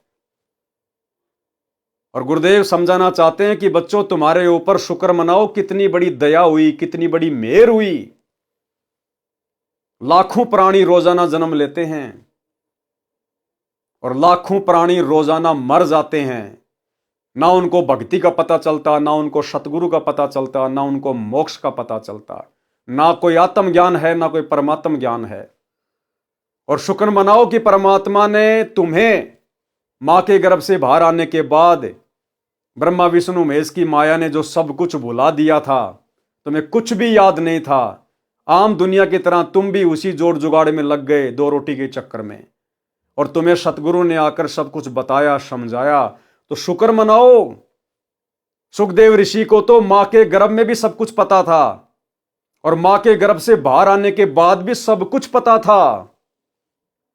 उसके बावजूद भी उसको सही रास्ता नहीं मिला, उसको सही भक्ति नहीं मिली, उसको तत्वदर्शी संत नहीं मिला और वापस काल के जाल में ही रहा। और गुरुदेव ने कहा कि वर्तमान में वो स्वर्ग में बैठा है और स्वर्ग से जब उसका समय पूरा होगा, वो पृथ्वी पर नीचे पटका जाएगा, 84 लाख योनियों में जाएगा। और अंत में मालिक ने बताया जो सुखदेव की आत्मा है, वो कलयुग के लास्ट में जो विष्णु का अवतार आएगा, राजा हरिश्चंद्र वाली आत्मा, कल्कि का अवतार लेके, निकलंक बन के, उस समय वो सुखदेव वाली आत्मा उस कल्कि की सेना का सेनापति बनेगा, सेनापति। सोचिए भाई और बहनों, जिसको सब कुछ पता था गर्भ से बाहर आने के बाद भी, जब ब्रह्मा विष्णु महेश ने राई भैंस के सींग पे जितने समय रुक सकती है, यानी रुक ही नहीं सकती, रखते नीचे गिरेगी राई, इतनी देर इन्होंने अपनी माया रोकी थी तीनों देवताओं ने।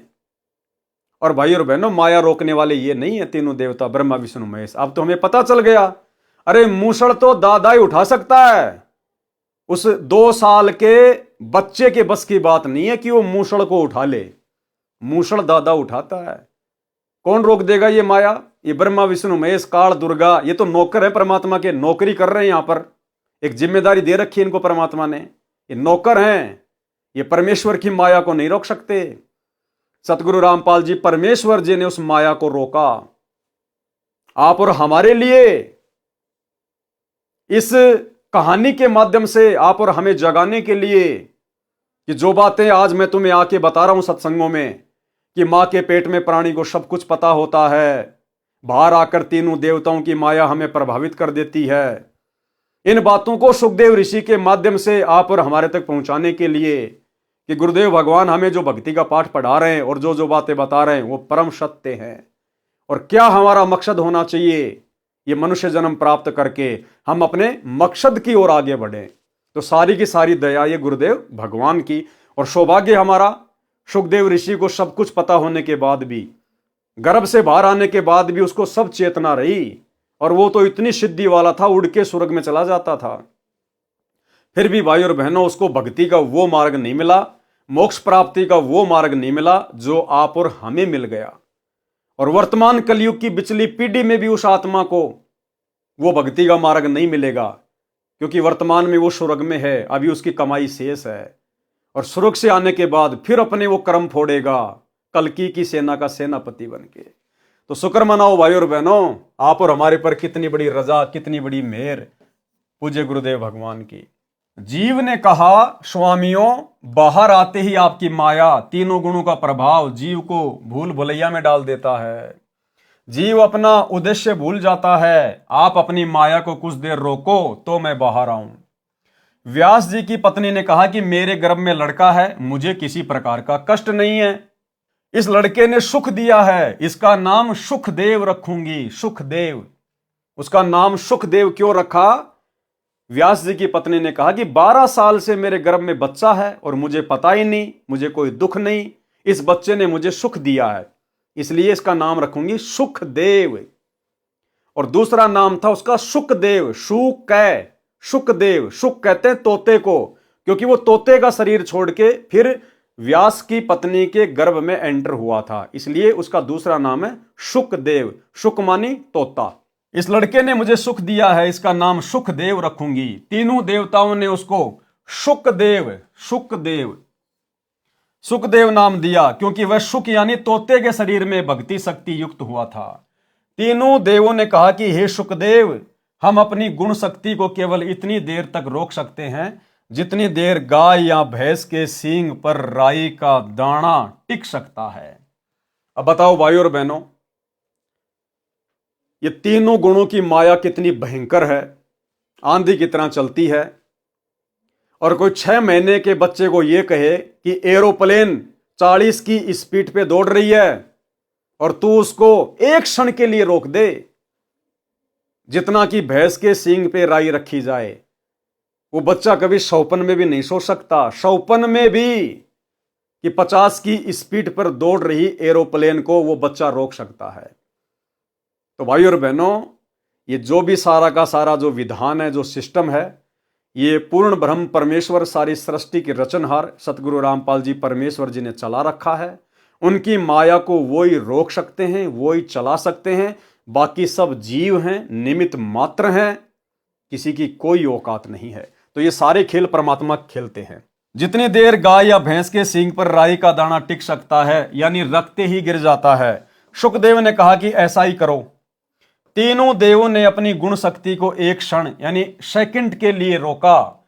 सुखदेव गर्भ से बाहर आया, तीनों देव चले गए।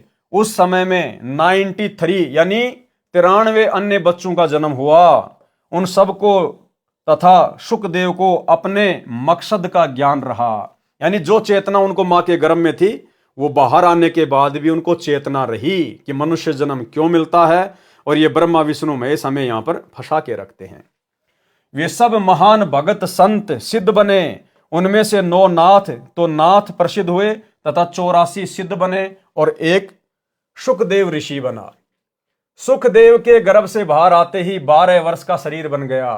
वह उठकर अपनी ओरनाल को, जो नली माता जी की नाभि से, बच्चे की नाभि से जुड़ी होती है, उसके माध्यम से माता के शरीर से बच्चे की परवरिश होती है। उसकी लंबाई लगभग 1.5 फुट तक होती है। अपने कंधे पर डालकर चल पड़ा। यानी सुखदेव ऋषि सूक्ष्म रूप में मां के गर्भ से बाहर आया सूक्ष्म रूप में, योनि द्वार से नहीं आया, सूक्ष्म रूप से बाहर आया। और बाहर आते ही उसने अपना 12 साल के बच्चे का शरीर धारण कर लिया, क्योंकि उसमें सिद्धि आ गई थी वो अमर मंत्र सुनने से। ये विचार किया कि कहीं दूर जाकर काट फेंकूंगा। कारण यह था कि सुखदेव जी नहीं चाहते थे कि मेरा परिवार में मोह बढ़े और मैं भक्ति नहीं कर पाऊंगा। दूसरी ओर व्यास ऋषि ने कहा कि बेटा, हमने तेरे उत्पन्न होने की 12 वर्ष प्रतीक्षा की है, आप जाने की तैयारी कर रहे हो। हमने बेटे का क्या सुख देखा, आप घर त्याग कर ना जाओ। सुखदेव ने कहा, ऋषि जी, आप वेद शास्त्रों के ज्ञाता विद्वान होकर भी मोह के दलदल में फंसे हो, मुझे भी फंसाने का प्रयत्न कर रहे हो। मेरे को अपने पूर्व जन्मों का ज्ञान है। क्या कहा सुखदेव ने कि मेरे को अपने पूर्व जन्मों का ज्ञान है। अनेकों बार आप मेरे पिता बने, अनेकों बार मैं आपका पिता बना, अनेकों बार हमने 84 लाख प्राणियों के शरीरों में कष्ट उठाए। अब की बार मुझे मेरे लक्ष्य का ज्ञान है, मैं भक्ति करके अपना जन्म सफल करूंगा। लेकिन भाइयों और बहनों, वो सुखदेव की आत्मा अभी तक अपना जन्म सफल नहीं कर पाई और ना इस कलयुग में वो कर पाएगी। तो आप और हमारा सौभाग्य देखिए, हमारी किस्मत कितनी जबरदस्त है। इसलिए गुरुदेव भगवान कहते हैं कि बच्चों, तुम सारी प्रोसीजर को पार करके आ चुके हो। कितनी बार तुम सुखदेव भी बन चुके हो। सृष्टि कोई आज से थोड़ी चल रही है, गिनती नहीं है इतने पदम युगों से। आज हम ये सारी प्रोसीजर पार कर चुके हैं। 33 करोड़ देवी देवताओं की पोस्ट पे भी हम रह चुके हैं, ब्रह्मा विष्णु महेश की पोस्ट पे भी रह चुके हैं, देवराज इंद्र भी बन चुके हैं, अन्य साधु संत महात्मा 9 नाथ 84 सिद्ध, इनकी तो गिनती नहीं है। ये सारी प्रोसीजर पार करके आज हम फाइनल मोक्ष वाली स्टेज पे खड़े हैं, कलयुग की बिचली पीढ़ी में। इसलिए गुरुदेव कहते हैं कि बच्चों, आध्यात्मिक मार्ग अनुसार ब्रह्मा विष्णु महेश भी तुम्हारे सामने कुछ नहीं लगते, कुछ भी। उन्हें तो ना जाने अभी कितनी 84 भोगनी है, और तुम सारा कर्म दंड काट के आ चुके हो। अब यदि तुम अपनी गलती से अपना पैर फिसलाना चाहते हो तो बात अलग है, अन्यथा यह मोक्ष का सुनहरा मौका है। लेकिन काल भी भाइयों और बहनों इतनी आसानी से पीछा नहीं छोड़ता, वो भी पूरा जोर लगाएगा, और जोर लगा रहा है। आपने देख लिया गोहाना की गौशाला में किस प्रकार से हवन यज्ञ में जाकर सतलोक आश्रम वाले भंडारा लगा रहे हैं। अब जिन जिन संगत वाले भगत भाई बहनों का इन सतलोक आश्रमों में जाकर जो सहयोग किया हुआ है ज्योति पाठ और दान के नाम पर, अब उन सबके कर्म फूटेंगे घर बैठे बैठे, क्योंकि आंख बंद करके इन्होंने गुरुदेव के परिवार को दान दे दिया। गुरुदेव का परिवार महान निकम्मा, एक नंबर का कुपात्र। अब ये गौशाला का हवन यज्ञ या भंडारा, जाटों की धर्मशाला, धनाना गांव का स्टेडियम, गुंडों की सीबीआई जांच, आरक्षण में चंदा, ये अपने बहन बेटियों की सोने चांदी की ज्वेलरी बेच के थोड़ी काम करते हैं, अपने बाप दादाओं की जमीन बेच के थोड़ा ना भंडारे करवा रहे हैं। आप और हमारे जैसे भगत भाई बहनों का ज्योति पाठ और दान का पैसा हम तो देकर निफराम हो गए। अब वो कुपात्र सारे वही काम करेंगे जिनसे हमारे कर्म फूटे। तो घर बैठे बैठे भाई बहनों के कर्म फूट रहे हैं, घर बैठे बैठे। तो काल भी भाई जब गाल गालता है अच्छी तरह से गालता है। ये वार्ता सुखदेव जी ने अपने माता पिता की ओर पीठ करके की और आकाश में उड़ गए। पूर्व जन्म की भक्ति से प्राप्त सिद्धि शक्ति बची थी, उससे उड़ गया। उसी के अभिमान से कोई गुरु नहीं किया। फिर श्री विष्णु जी ने अपने लोक वाले स्वर्ग से निकाल दिया और कहा कि यदि यहाँ स्थान चाहते हो तो राजा जनक मिथिलेश से दीक्षा लो और भक्ति करके आओ। सुखदेव जी ने वैसा ही किया। अब देखो भाइयों और बहनों, जब तक सतगुरु नहीं मिलता जीव अपनी तरफ से कभी अच्छा सोच ही नहीं सकता, अपने हित में कभी सोच ही नहीं सकता।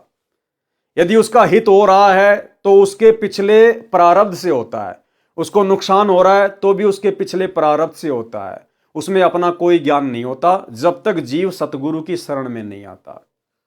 अब जब सुखदेव ऋषि मां के गर्भ में था और ब्रह्मा विष्णु महेश कह रहे थे भैया बाहर आ जा बाहर आ जा, उस समय तो बड़ा ज्ञानी बन रहा था कि नहीं नहीं महाराज, अगर मैं बाहर आ गया तो आप लोगों का ये रजोगुण तमोगुण सतोगुण मुझे प्रभावित कर देगा, मैं सब कुछ भूल जाऊंगा। आप तो जीव को फंसा के रखते हो यहाँ पर, और जैसे बाहर आया उसके बाद उसी विष्णु जी के लोक में जा रहा है कि भगवान मुझे आपके लोक में रख लो। बताओ, उसी की जेल में जा रहा है। तो भाई और बहनों, ये उदाहरण केवल गुरुदेव भगवान ने आप और हमें समझाने के लिए, आप और हमारी बुद्धि के बंद दरवाजे खोलने के लिए, कि सुखदेव तो गया भाड़ में, लेकिन कम से कम आप लोग तो समझो, आप लोग तो शिक्षा लो, आपको तो परम संत मिल गया, पूर्ण परमात्मा मिल गया, अब हमने तो भक्ति करके अपना पीछा छुड़वाना है। सुखदेव जी ने फिर वैसा ही किया, यानी राजा जनक से दीक्षा ली, फिर वो विष्णु जी के लोक में गया। सुमरण के अंक की वाणी नंबर 71 से 76। गरीब ऐसा राम अगाध है, अविनाशी गहर गंभीर, हद जीवों से दूर है, बेहदियों के तीर। कितनी अच्छी बात कही परमात्मा ने। गरीब ऐसा राम अगाध है, अविनाशी गहर गंभीर। कौन है अविनाशी? आज पता चल गया, गुरुदेव भगवान है वो राम अविनाशी। अब वो परमात्मा किन के नजदीक रहता है, किन से दूर रहता है? हद जीवों से दूर है। हद जीव कौन होते हैं? हद जीव वो हैं जो काल की हद में हैं, जो काल की प्रेरणा से चलते हैं, हद जीवों से दूर हैं। तो ये सतलोक आश्रम मैनेजमेंट हरियाणा, ये हद जीवों की श्रेणी में है। ये काल के एजेंट बने हुए हैं, ये काल के अनुसार चल रहे हैं, सतगुरु की शिक्षाओं पर नहीं चल रहे। अन्यथा ये जो शास्त्र विरुद्ध हवन यज्ञ किया जा रहा है गौशाला में, वहां जाकर भंडारा लगाने की क्या आवश्यकता थी? आन उपासना में सहयोग करने की क्या आवश्यकता थी? तो ये हद जीव हैं, ये काल की हद में हैं। तो वो अविनाशी परमात्मा सतगुरुदेव भगवान हद जीवों से दूर है और बेहदियों के तीर, और जो काल की हद से बाहर हो चुके हैं, जो सतगुरु की शरण में आ चुके हैं, मर्यादा में रह के भक्ति कर रहे हैं, वो उनके साथ में है। गरीब ऐसा राम अगाध है, अविनाशी गहर गंभीर, हद जीवों से दूर है, बेहदियों के तीर। गरीब ऐसा राम अगाध है, बेकीमत करतार, शेष सैंस फुन रटत हैं, अजून पाया पार। गरीब ऐसा राम अगाध है, अपरंपार अथा, उर्मे कीर्तन ख्याल हैं, मोले अलख अला। गरीब ऐसा राम अगाध है, निर्भय नीचल थीर, अनहद नाद अखंड धुनि, नाड़ी बिना शरीर। गरीब ऐसा राम अगाध है, बाजीगर भगवंत, निरसंद निर्मल देखिया, वार पार नहीं अंत। गरीब पार ब्रह्म बिना परख है, कीमत मोल न तोल, बिन वजन अनुराग है, बहुरंगी अनमोल। सरलार्थ, जो पूर्ण परमात्मा है वह ऐसा अगाध राम है, यानी सबसे आगे वाला, अगाध यानी सर्वोपरि, अविनाशी तथा गहर गंभीर, समुद्र की तरह शक्ति से भरा है। वह हद जीवों, अब हद जीव कौन होते हैं? जो काल की सीमा वाले हैं, उसी काल ब्रह्म पर आश्रित हैं, उन जीवों से दूर है, उनको उसका ज्ञान नहीं है। कैसे ज्ञान नहीं है? जैसे आज सतलोक आश्रम मैनेजमेंट हरियाणा को गुरु की शरण में आने के बाद भी गुरु का ज्ञान नहीं है, गुरु की मर्यादाओं का ज्ञान नहीं है, तभी तो सारे उल्टे कुकर्म कर रहे हैं। इसलिए उनको उस अविनाशी परमेश्वर से कोई लाभ प्राप्त नहीं होता। जो बेहद के हैं, यानी जिन्होंने उस असीम शक्ति युक्त परमात्मा को जान लिया है, वह परमात्मा उनके साथ है। वह परमात्मा पारस पत्थर की तरह अनमोल बेकीमत है। उस परमात्मा की प्राप्ति के लिए शास्त्र विधि रहित नाम यानी राम का जाप शेष नागजी 1000 यानी सहस्त्र मुखों से जप कर रहा है, आज तक उसको भी अविनाशी परमात्मा का पार यानी अंत नहीं पाया। परमेश्वर अपरंपार अथा यानी समुद्र की तरह अमित शक्ति संपन्न है। तत्व ज्ञान के अभाव से प्रत्येक ऋषि देव अपने उर यानी हृदय में कृत्रिम यानी कृत्रिम मन कल्पित ख्याल यानी विचार से मौला यानी परमात्मा को अलख अल्लाह निराकार दिखाई न देने वाला मानते हैं। वह परमेश्वर अचल यानी निश्चल यानी अविनाशी है, निर्भय है। थीर का अर्थ भी स्थिर यानी निश्चल होता है।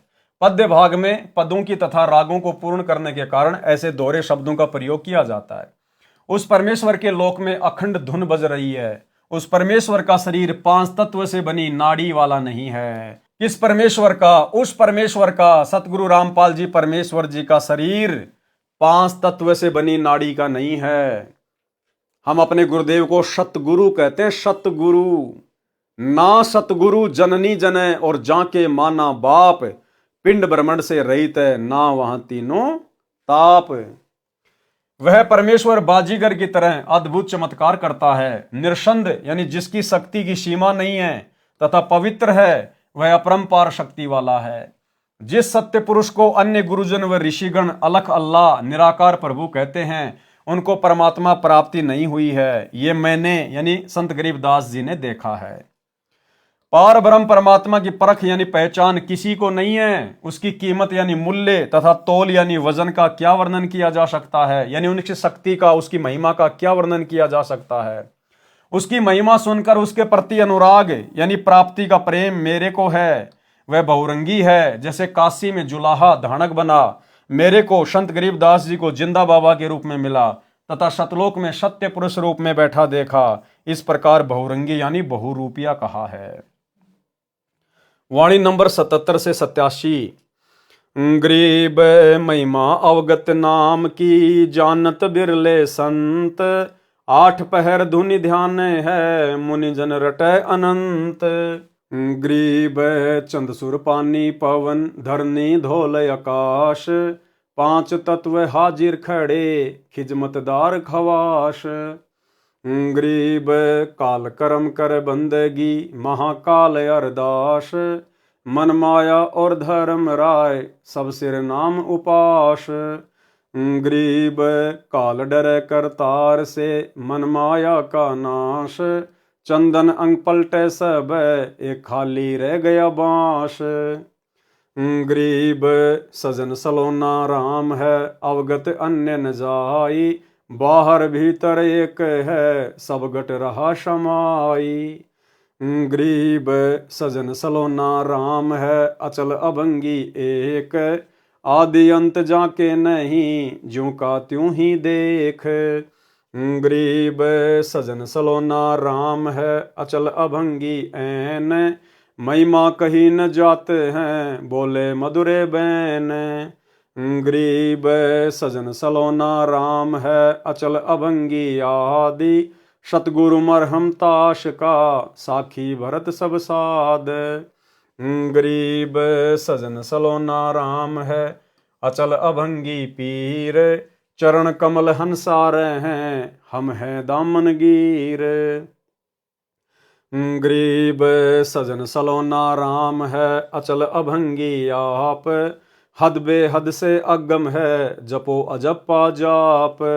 गरीब ऐसा भगली जोगिया, जानत है सब खेल, बीन बजावे मोहिनी, जुग मंत्र सब मेल।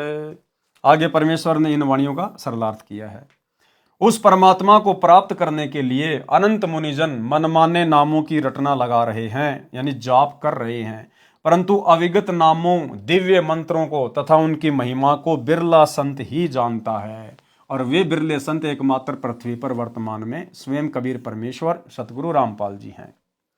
उस परमात्मा के आदेश से 5 तत्व आकाश, वायु, अग्नि, जल तथा पृथ्वी कार्य करते हैं। वे तो परमेश्वर कबीर जी की खिदमतगार यानी सेवा करने वाले सेवक दास हैं। उस परमेश्वर की बंदगी यानी प्रणाम करके नम्र भाव से स्तुति, ब्रह्मकाल, कर्म, दया की याचना करते हैं। ये काल भी उस परमेश्वर के आगे नतमस्तक है। और महाकाल, महाकाल कौन? अक्षर पुरुष। महाकाल यानी अक्षर पुरुष भी उस परमेश्वर से अरदास यानी प्रार्थना करके अपने अपने लोक चला रहे हैं। मन यानी काल ब्रह्म, माया यानी दुर्गा देवी और धर्मराय काल का न्यायाधीश, सबके सिर पर नाम उपासना है, यानी सबको भक्ति करना अनिवार्य है, तब उसका पद सुरक्षित रहता है। इसीलिए तो काल ने गीता अध्याय नंबर 18 श्लोक नंबर 64 या 65 में कहा है कि अर्जुन, मैं तुझे गुप्त से गुप्त बात बताता हूं कि मैंने तुझे जिस परमेश्वर के बारे में कहा ना, अध्याय 18 के श्लोक 62 में, कि उस अविनाशी परमेश्वर की शरण में जा, वो मेरा भी पूज्य देव है, मेरा भी इष्ट देव है। और यही बात यहां गुरुदेव लिख रहे हैं कि इस काल को भी अपना 21 ब्रह्मांड चलाने के लिए उसी परमात्मा की उपासना करनी पड़ती है। अक्षर पुरुष को भी अपने 7 संग ब्रह्मांड चलाने के लिए उसी कबीर परमेश्वर की भक्ति करनी पड़ती है। ये बात अलग है कि उनके पास में भक्ति का यथार्थ मार्ग नहीं है, लेकिन उनका इष्ट वो ध्यान उसी का धरते हैं। नोट, अक्षर पुरुष को महाकाल इसलिए कहा है क्योंकि जब इसका एक दिन जो 1000 युग कहा है पूरा होता है तो काल ब्रह्म दुर्गा सहित एक ब्रह्मांड का विनाश हो जाता है। सभी प्राणी अक्षर पुरुष के लोक में रखे जाते हैं। ज्योति निरंजन जब 21वें ब्रह्मांड में होता है उस समय यह भी महाकाल कहा जाता है। ज्योति निरंजन काल भी परमेश्वर कबीर जी से भय मानता है। उस परमेश्वर के दिव्य मंत्रों के जाप से मन में विकार उत्पन्न नहीं होते तथा माया का नाश हो जाता है, यानी सांसारिक पदार्थों का संग्रह करने वाला स्वभाव समाप्त हो जाता है। तो भाइयों और बहनों, अब आप विचार करो कि परमेश्वर के इन दिव्य मंत्रों का, जो दिव्य मंत्र परमेश्वर सतगुरु रामपाल जी ने आप और हमें दिए हैं, प्रथम नाम, शतनाम, या उनका तो सत्संग सुनना भी दिव्य मंत्र जैसा ही है। यानी गुरुदेव के सत्संगों को ध्यान से सुनना भी मंत्र जाप करने में ही आता है। अब बताइए भाई और बहनों, गुरुदेव के इन सत्संगों का, उनके दिव्य मंत्रों का प्रभाव किसके ऊपर हो रहा है? तीनों गुणों के प्रभाव से, माया के संग्रह करने से कौन भगत पीछे हट रहे हैं? किनको अपने आत्म कल्याण की चिंता सताने लगी है? मर्यादा तोड़ने से कौन डरते हैं? केवल साथ संगति से जुड़े हुए सत्सेवक भाई बहन। और यही कारण है कि गुरुदेव के इन मंत्रों के प्रभाव से, उनके आशीर्वाद से आज हम भाई बहन इन विकारों से दूर हो पाए हैं। तो ये पहचान है कि वर्तमान में यदि गुरुदेव भगवान किसी के ऊपर असीम प्रसन्न हैं तो केवल अपने सत्सेवक बच्चों के ऊपर प्रसन्न हैं। अन्यथा गुरुदेव के प्रसन्न हुए बिना आप और हम भाई और बहनों इन विषय विकारों से पीछे हटने की सोच भी नहीं सकते। सोच भी तो क्या कह रहे हैं परमात्मा? उस परमेश्वर के दिव्य मंत्रों के जाप से मन में विकार उत्पन्न नहीं होते तथा माया का नाश हो जाता है, यानी सांसारिक पदार्थों का संग्रह करने वाला स्वभाव समाप्त हो जाता है। जबकि सतलोक आश्रम मैनेजमेंट हरियाणा के जो मुख्य लोग हैं, बाकी संगत का तो क्या कहें जो इन आश्रमों में जाती है, देखा देखी में चल रही है, जो मुख्य लोग हैं, गुरुदेव का परिवार, कोऑर्डिनेटर, आश्रम संचालक, अभी तो इनकी बुद्धि पे पत्थर पड़े हैं। इनके ऊपर कोई मंत्रों का असर नहीं है, कोई गुरुदेव का इनको आशीर्वाद नहीं है, क्योंकि सबकी मर्यादा खंडित पड़ी है। तभी तो सारे कुकर्म कर रहे हैं। दुनिया वाले अपना शास्त्र विरुद्ध हवन यज्ञ कर रहे हैं, ये जाके वहां पर भंडारा लगा रहे हैं। दुनिया अपनी धर्मशाला बना रही है, ये जबरदस्ती जाके वहां समाज में ठेकेदारी ले लेते हैं कि तुम्हारा 5वां फ्लोर हम बनाएंगे। तो भाई और बहनों, इनके ऊपर ना कोई मंत्रों का असर है और ना इनके ऊपर सतगुरु का आशीर्वाद है, क्योंकि इनकी मर्यादा खंडित है। परमात्मा के अध्यात्म ज्ञान के प्रवचनों का प्रभाव अच्छी आत्माओं यानी पूर्व जन्म में शुभ संस्कारी प्राणियों पर ही पड़ता है। जो अन्य प्राणियों के शरीरों, कुत्ते, गधे, सूअर के शरीर को त्याग कर मानव शरीर प्राप्त करते हैं, उन पर सत्संग वचन का प्रभाव जल्दी नहीं पड़ता। तो ये गुरुदेव का परिवार, ये बड़े बड़े कोऑर्डिनेटर, ये भाई और बहनों 64 लाख वाली आत्माओं में नहीं है। ये तो अभी ताजा गधे, कुत्ते, सूअर के शरीर छोड़ के मनुष्य योनि में आए हैं। तभी तो सारे वही गधे, कुत्ते, सूअर वाले काम कर रहे हैं सारे के सारे। क्या कह रहे हैं परमात्मा? परमात्मा के अध्यात्म ज्ञान के प्रवचनों का प्रभाव अच्छी आत्माओं यानी पूर्व जन्म में शुभ संस्कारी प्राणियों पर ही पड़ता है। जो अन्य प्राणियों के शरीरों से, कुत्ते, गधे, सूअर के शरीरों को त्याग कर मानव शरीर प्राप्त करते हैं, उन पर सत्संग वचन का प्रभाव शीघ्र नहीं पड़ता। उदाहरण दिया है कि जैसे वन में चंदन के पेड़ होते हैं, उनके आसपास अन्य नीम, बबूल, आम, शीशम आदि वृक्ष भी होते हैं और बांस भी उगा होता है। चंदन की महक आसपास के अन्य पेड़ ग्रहण कर लेते हैं और चंदन की तरह खुशबूदार बन जाते हैं, परंतु बांस के ऊपर चंदन की महक का कोई प्रभाव नहीं पड़ता। तो भाई और बहनों, ये बांस के जैसे प्राणी हैं जो साथ संगति से नहीं जुड़े हुए हैं, जो सतलोक आश्रम वाले हैं, ये बांस के जैसे प्राणी हैं। चंदन का पेड़ यहां कौन? हमारे गुरुदेव भगवान सतगुरु रामपाल जी परमेश्वर। और अन्य जितने भी पेड़ हैं उनके आसपास में, हम जो उनके भगत हैं, हमारे ऊपर उनके वचनों का असर हो गया। हमें गुरुजी ने अपने जैसा बना लिया। कीट न जाने भृंग को, सतगुरु कर ले आप समान। लेकिन जो बांस होता है, बांस के ऊपर चंदन की महक का कोई असर नहीं होता। इसलिए परमात्मा कहते हैं कि काल को जीव कहीं नहीं माने, कोट सुने जो ज्ञाना, और जैसे लाख अग्नि में पिंगले बिछुड़ते काट समाना। करोड़ वर्ष करो संगत संतों की, पत्थर का जल में क्या बीज है। एक चंदन बन में रंग ला दे, पर बांस बिटंबी ना सीजे। और परमात्मा कहते हैं जैसे सर्प चंदन लिपटाई, तन भया शीतल पर विष नहीं जाई। तो भाई और बहनों, ये सतलोक आश्रम मैनेजमेंट हरियाणा वाले तो चंदन के पेड़ से लिपटे हुए सर्पों की भांति हैं। जब तक चंदन के पेड़ से लिपटे हैं, लोगों को लगता है कि सांप ने अपना जहर त्याग दिया, बड़ा शीतल दिखाई देता है। और जैसे उसको कोई हाथ लगाता है, तुरंत फण उठा के खड़ा हो जाता है। तो जब तक गुरुजी आश्रम में थे, तब तक तो हमारे को ये बड़े बड़े भगत, परम भगत दिखाई देते थे, एक नंबर के। और जैसे ही गुरुजी ने इनको अपने से दूर किया, आज देख लो इनके कुकर्म आप सबके सामने है 10 साल से। वाणी नंबर 81 से 87 तक एक जैसा ही ज्ञान है। परमेश्वर की महिमा सामान्य रूप में बताई है कि वह परमात्मा सज्जन यानी नेक मानव जैसा है, अविगत यानी दिव्य है, अन्यत न जाई, उसकी खोज में अनेकों स्थानों पर ना जाएं, उसकी प्राप्ति सतगुरु द्वारा होगी। उस परमात्मा की शक्ति बाहर यानी शरीर से बाहर तथा भीतर यानी शरीर के अंदर एक समान है। सबके घट यानी शरीर रूपी घड़े में रहा समाई यानी व्यापक है। यानी घट ही में गंगा, घट ही में यमुना, घट ही में है जगदीश, सतगुरु तारेंगे। अचल यानी स्तर, अभंगी यानी जो कभी ना टूटे यानी अविनाशी, वह तो एक ही प्रभु है, परम अक्षर ब्रह्म। कौन? परम अक्षर ब्रह्म। उसका आदि, आदि का मतलब जन्म अर्थात प्रारंभ, तथा अंत, अंत यानी मृत्यु नहीं है। वह तो सदा से ज्यों का त्यों ही दिखाई देता है। आप भी साधना करके उसे देख लो। तो हम भाई बहनों ने तो ज्ञान वाली दृष्टि से, दिव्य दृष्टि से अपने गुरुदेव भगवान को जान लिया, पहचान लिया कि सतगुरु आदि अनादि है, सतगुरु मद है मूल, और सतगुरु को सिजदा करूं एक पलक नहीं भूल। सतगुरु पूर्ण ब्रह्म है, सतगुरु आप अलेख, और सतगुरु ही रमता राम है, विचरण करने वाला, कभी जिंदा बाबा बन के, कभी संत रूप धारण करके, कभी शिशु रूप में। सतगुरु रमता राम है, इसमें मीन ना मेख, यानी सतगुरु स्वयं परमात्मा है, अलख अल्लाह है। उस अविनाशी सज्जन परमात्मा की महिमा संपूर्ण रूप से कोई नहीं कह सकता, क्योंकि वह अचल यानी स्तर तथा अभंगी ऐन यानी वास्तव में अविनाशी स्थायी परमात्मा है। वह जब मुझे संत गरीबदास जी को मिला था तो बहुत प्रिय भाषा बोली थी। मधुरे माने मीठे, और बैन यानी वचन। उस अचल अभंगी राम का मरहम यानी गूढ़ ज्ञान केवल सतगुरु यानी तत्वदर्शी संत ही जानता है। इस बात के साक्षी सब साध यानी संत जन हैं।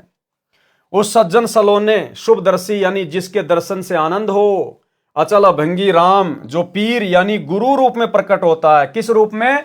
गुरु रूप में प्रकट होता है, यानी गुरु ही परमात्मा होता है। यानी जो पीर यानी गुरु रूप में प्रकट होते हैं, उनके चरण कमल में हंसा यानी मोक्ष प्राप्त भगत रहते हैं। हम संत गरीबदास जी उस परमात्मा के साथ ऐसे हैं, दामनगीर जैसे चोली दामन का साथ होता है, यानी हम उस परमेश्वर के अत्यंत निकट हैं। वह अचल अभंगी सज्जन सलोना शुभदर्शी राम परमेश्वर कबीर हद यानी काल की सीमा, बेहद यानी सतलोक की सीमा के पार अकय लोक में मूल रूप से रहता है। उसकी प्राप्ति के लिए सतगुरु जी से दीक्षा लेकर अजप्पा जाप यानी श्वास श्वास से जाप जपो, सुमरण करो। वह परमेश्वर ऐसा भगली यानी जादूगर, जोगिया यानी योगी साधु रूप में प्रकट होने वाला है, जो सब खेल जानता है कि कैसे जीव की रचना हुई, कैसे ये काल जाल में फंसा, कैसे काल ब्रह्म ने इसको अज्ञान में अंधा कर रखा है, काल का जीव को अपने जाल में फंसाए रखने का क्या उद्देश्य है, उसको 1 लाख मानव शरीरधारी प्राणियों को नित्य खाना पड़ता है, कैसे जीव को काल जाल से छुड़वाया जा सकता है। बीन बजावे मोहिनी यानी काल प्रेरित सुंदर स्त्रियां भक्तों को कैसे मधुर वाणी बोलकर आकर्षित करती हैं। बीन बजाने का भावार्थ यह है कि जैसे सपेरा बीन यंत्र बजाकर सर्प को वश में करता है, ऐसे ही काल के आदेश से सुंदर परियां सुरीली गाने गाकर साधकों को अपने जाल में फंसाती हैं। कहां? ऊपर जब त्रिकुटी पे जाएंगे। वे सब जोग यानी सब विधि जुगत से तथा जंत्र यानी अन्य अदाओं से जंत्र से अपनी ओर खींचती हैं, यानी सब आकर्षणों को मिलाकर जीव को फंसाती है। जोग जुगत का अर्थ है योग युगत करना, यानी अपने साथ जोड़ने की युक्ति लगाती हैं। जंत्र का अर्थ है आध्यात्मिक क्रिया भी करती हैं, इसे जंत्र मंत्र करना भी कहते हैं। वाणी नंबर 88 से 101। गरीब ब्रह्मादिक से मोहिया मोहे शेष गणेश, शंकर की ताड़ी लगी अडग समाधि हमेश, यानी किस किस को मोहा, कैसे कैसे मोहा, अपने जाल में फंसाया। गरीब ब्रह्मादिक से मोहिया, ब्रह्मादिक यानी ब्रह्मा विष्णु महेश जैसों को भी उन सुंदर स्त्रियों ने, काल की परियों ने अपने जाल में फंसा लिया। गरीब ब्रह्मादिक से मोहिया मोहे शेष गणेश, शंकर की ताड़ी लगी अडग समाधि हमेश। गरीब गण गंधर्व ज्ञानी गुनी अजब नवेला नेह, क्या महिमा कहूँ नाम की मिट गए सकल संदेह। गरीब शून्य विदेशी बस रहा हमरे नैनो मंज, अलक पलक में खलक है सतगुरु शब्द संबंध।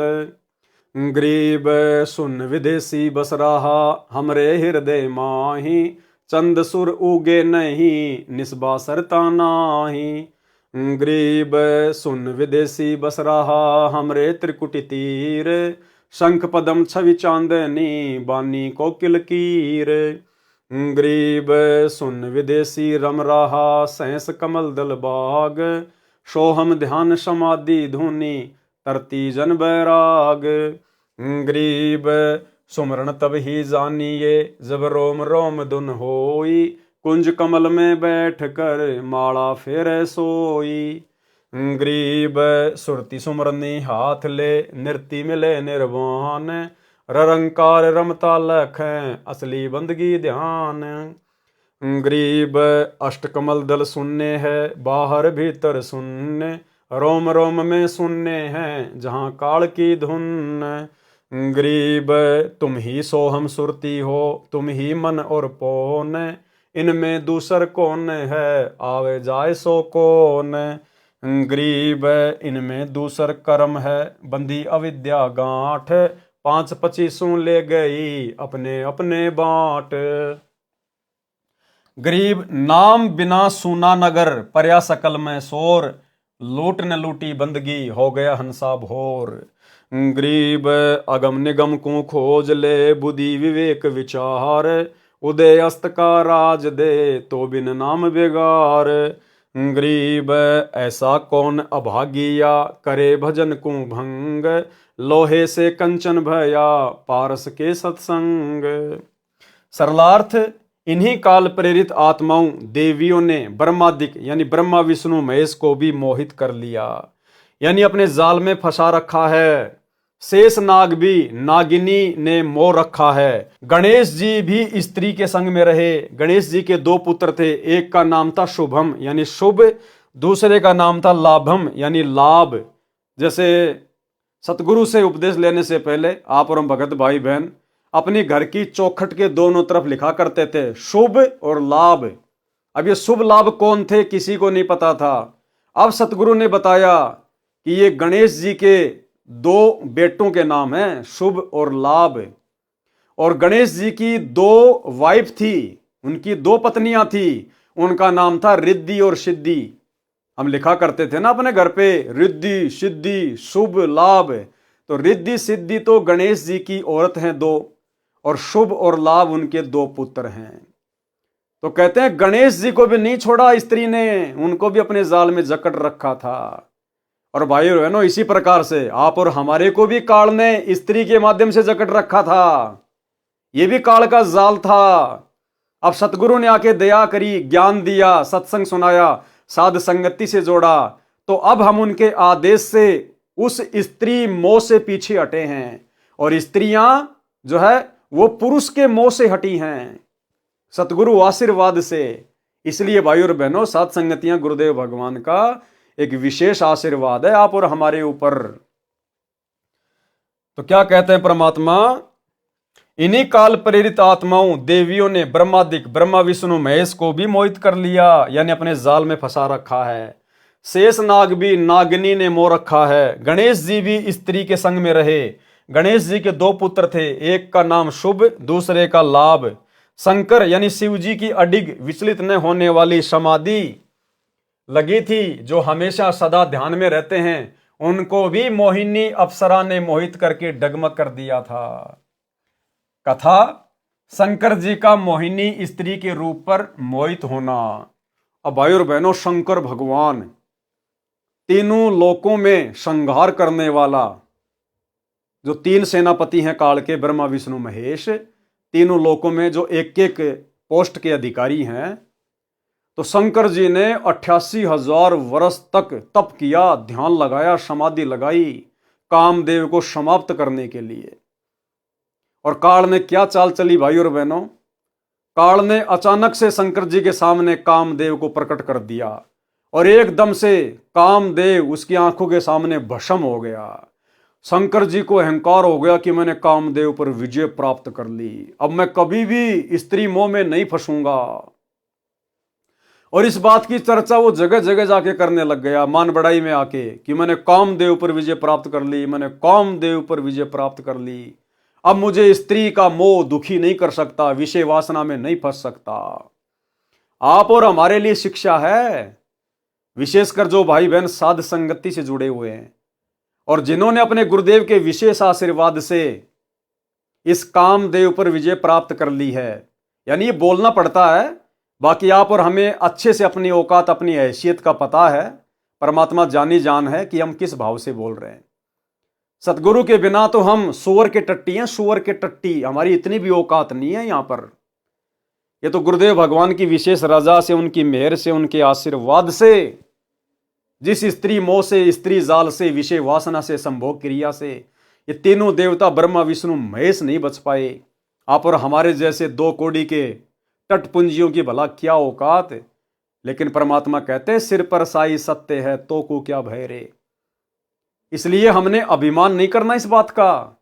ये बार बार जो हम इस प्रकार की बातें बताते हैं या सत्सेवक भाई बहन जो बताते हैं, वीडियो बनाते हैं, ये केवल अन्य भगत भाई बहनों को जागृत करने के लिए, उनको समझाने के लिए कि आप भी अपने गुरुदेव को प्रसन्न करो, मर्यादा में रह के भक्ति करो, अपने आत्म कल्याण की चिंता पैदा करो, ताकि गुरुदेव भगवान आपके ऊपर भी दया बख्शें, आप भी संभोग क्रिया से दूर हो जाएं, विषय वासनाओं से दूर हो जाएं। अन्यथा आप कभी भी परमात्मा को अपने हृदय में विराजमान नहीं कर पाओगे। केवल अन्य भाई बहनों को प्रेरित करने के लिए, समझाने की दृष्टि से दास बार बार बोलता है, वीडियो बनाता है, कोई मान बड़ाई वश नहीं, क्योंकि हमारी कोई औकात नहीं।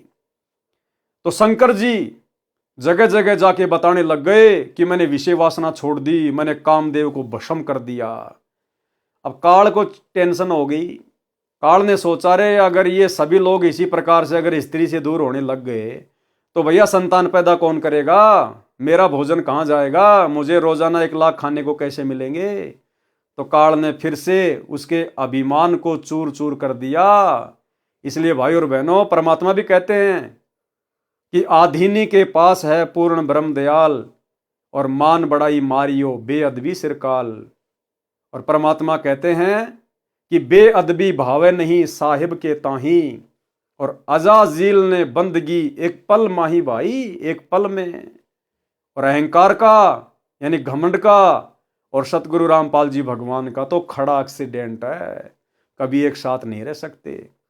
इसलिए जो रजा गुरुदेव ने हम साथ संगत वालों पे की है, जो भाई बहन के रिश्ते बनवा दिए पति पत्नी में, भाई और बहनों, हमने बारंबार गुरुदेव से नतमस्तक होकर प्रार्थना करती रहनी चाहिए कि परमात्मा ये आग फिर से ना लग जाए, फिर से ना लग जाए मालिक।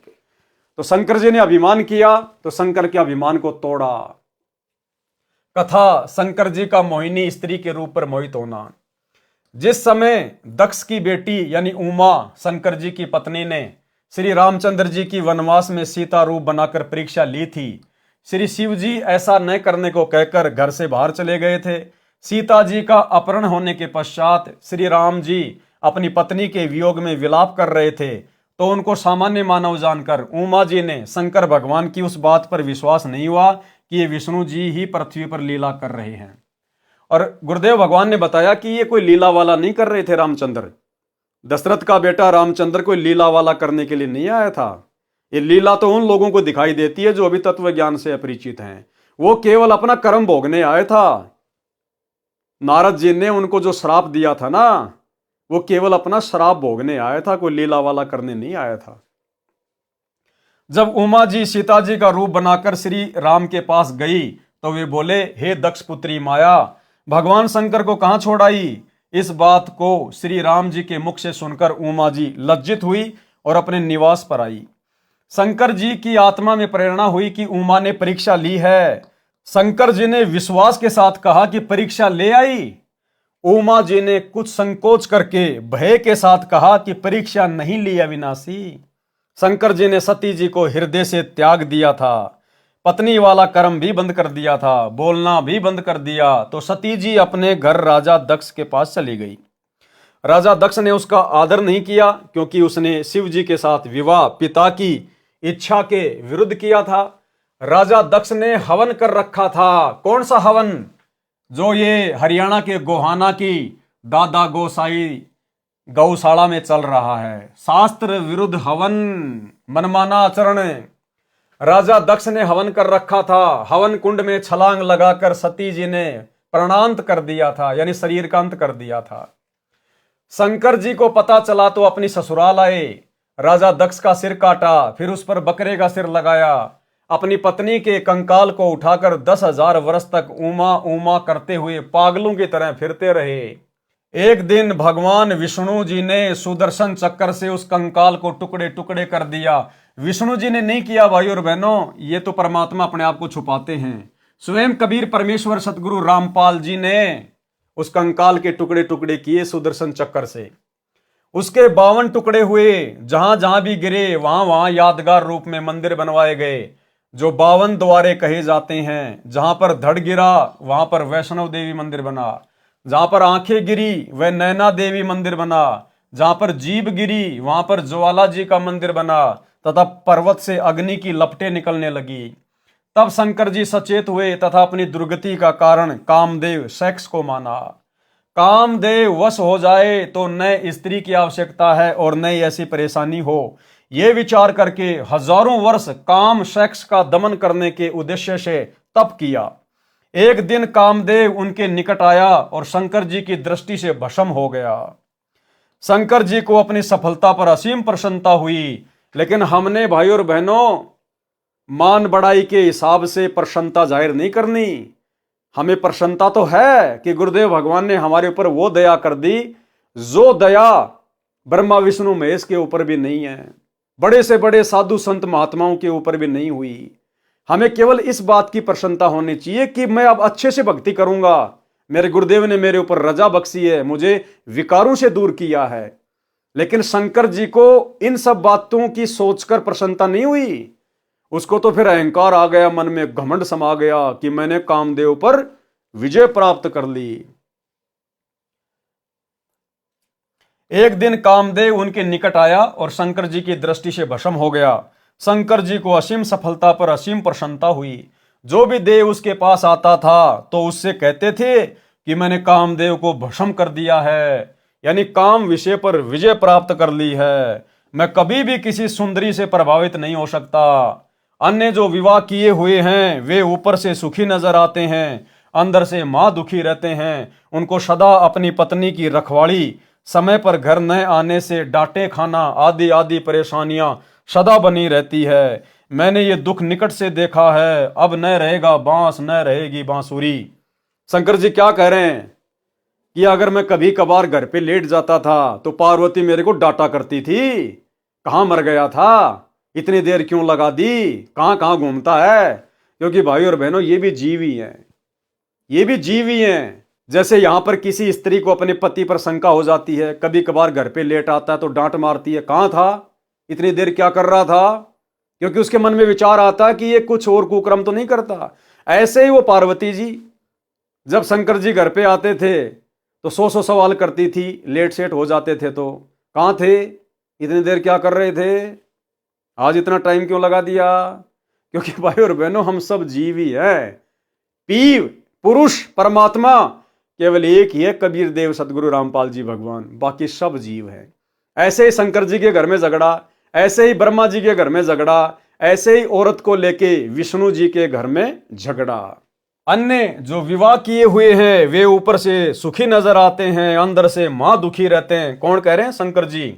उनको सदा अपनी पत्नी की रखवाली, समय पर घर न आने से डांटे खाना आदि आदि परेशानियां सदा बनी रहती है। मैंने ये दुख निकट से देखा है। शंकर जी क्या कह रहे हैं कि मैंने ये दुख निकट से देखा है। अब न रहेगा बांस, न बजेगी बांसुरी। काल ब्रह्म को चिंता बनी कि यदि सब इस प्रकार स्त्री से घृणा करेंगे तो संसार का अंत हो जाएगा। मेरे आहार के लिए 1,00,000 मानव कहां से आएंगे? इस उद्देश्य से नारद जी को प्रेरित किया। एक दिन नारद मुनि जी आए, उनके सामने भी शिव जी ने अपनी कामदेव पर विजय प्राप्त की कथा सुनाई। नारद जी ने भगवान विष्णु को यथावत सुनाई।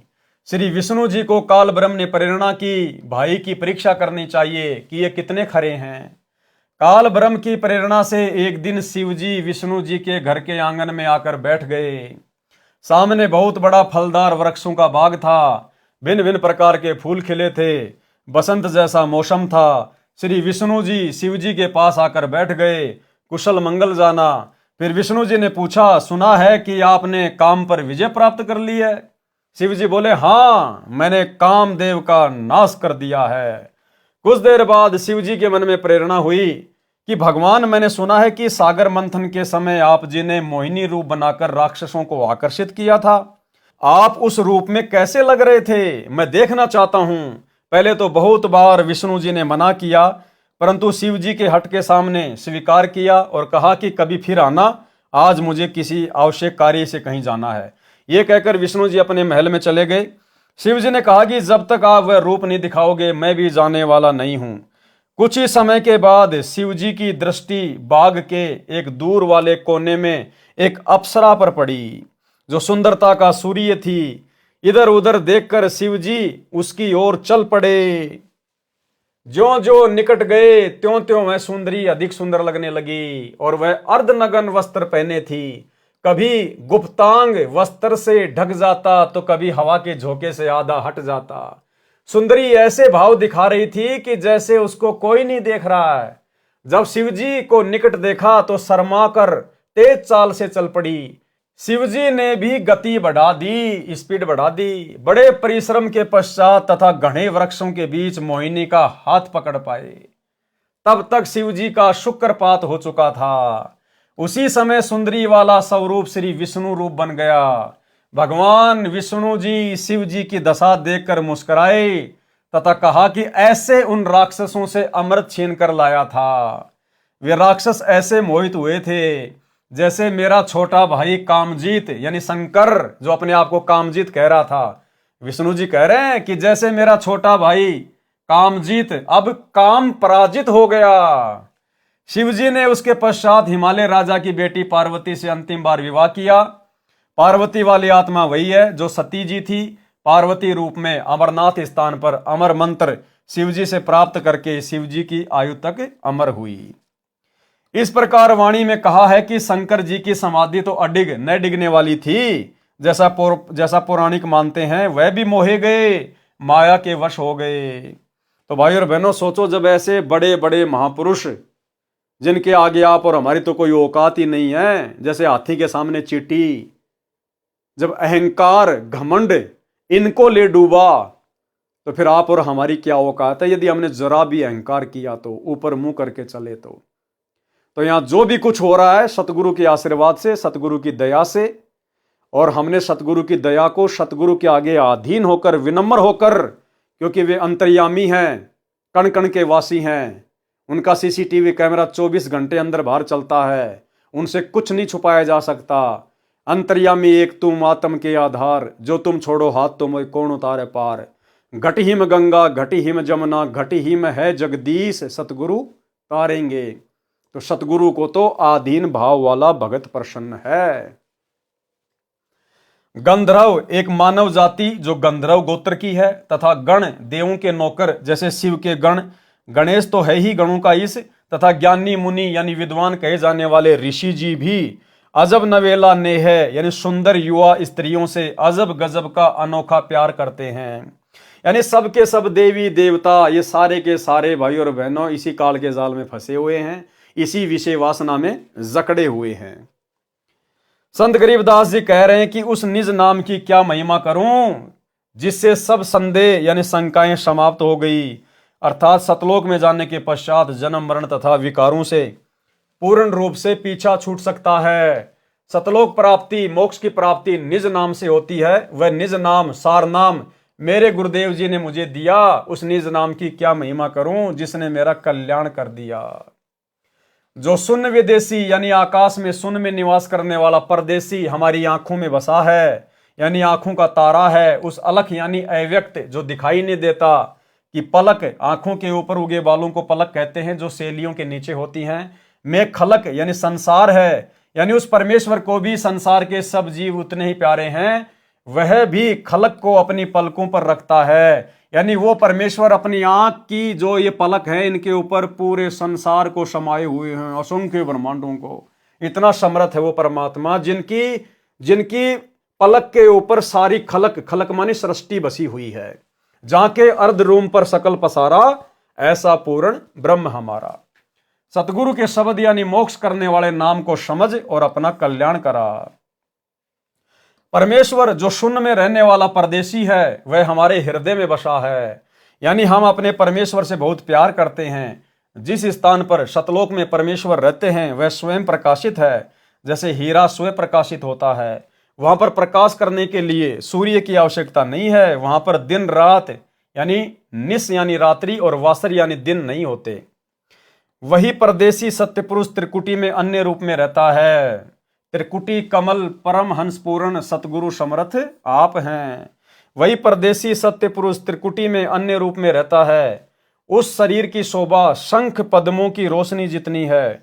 सतलोक में परमेश्वर के एक रोम यानी शरीर के बाल की छवि करोड़ सूर्य तथा करोड़ चंद्रमाओं जितनी है।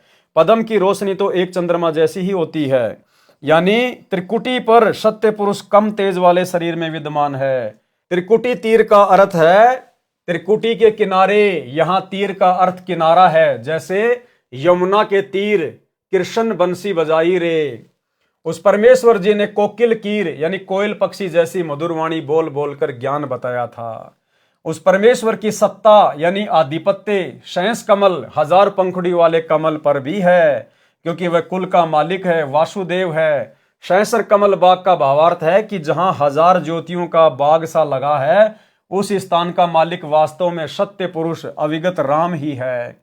जैसे चक्रवर्ती सम्राट के अधीन सब राजा तथा उनके सुंदर नगर व निवास भी आते हैं, वे उसी के माने जाते हैं। उस परमेश्वर को प्राप्त करने वाले नामों में एक सोहम नाम भी है।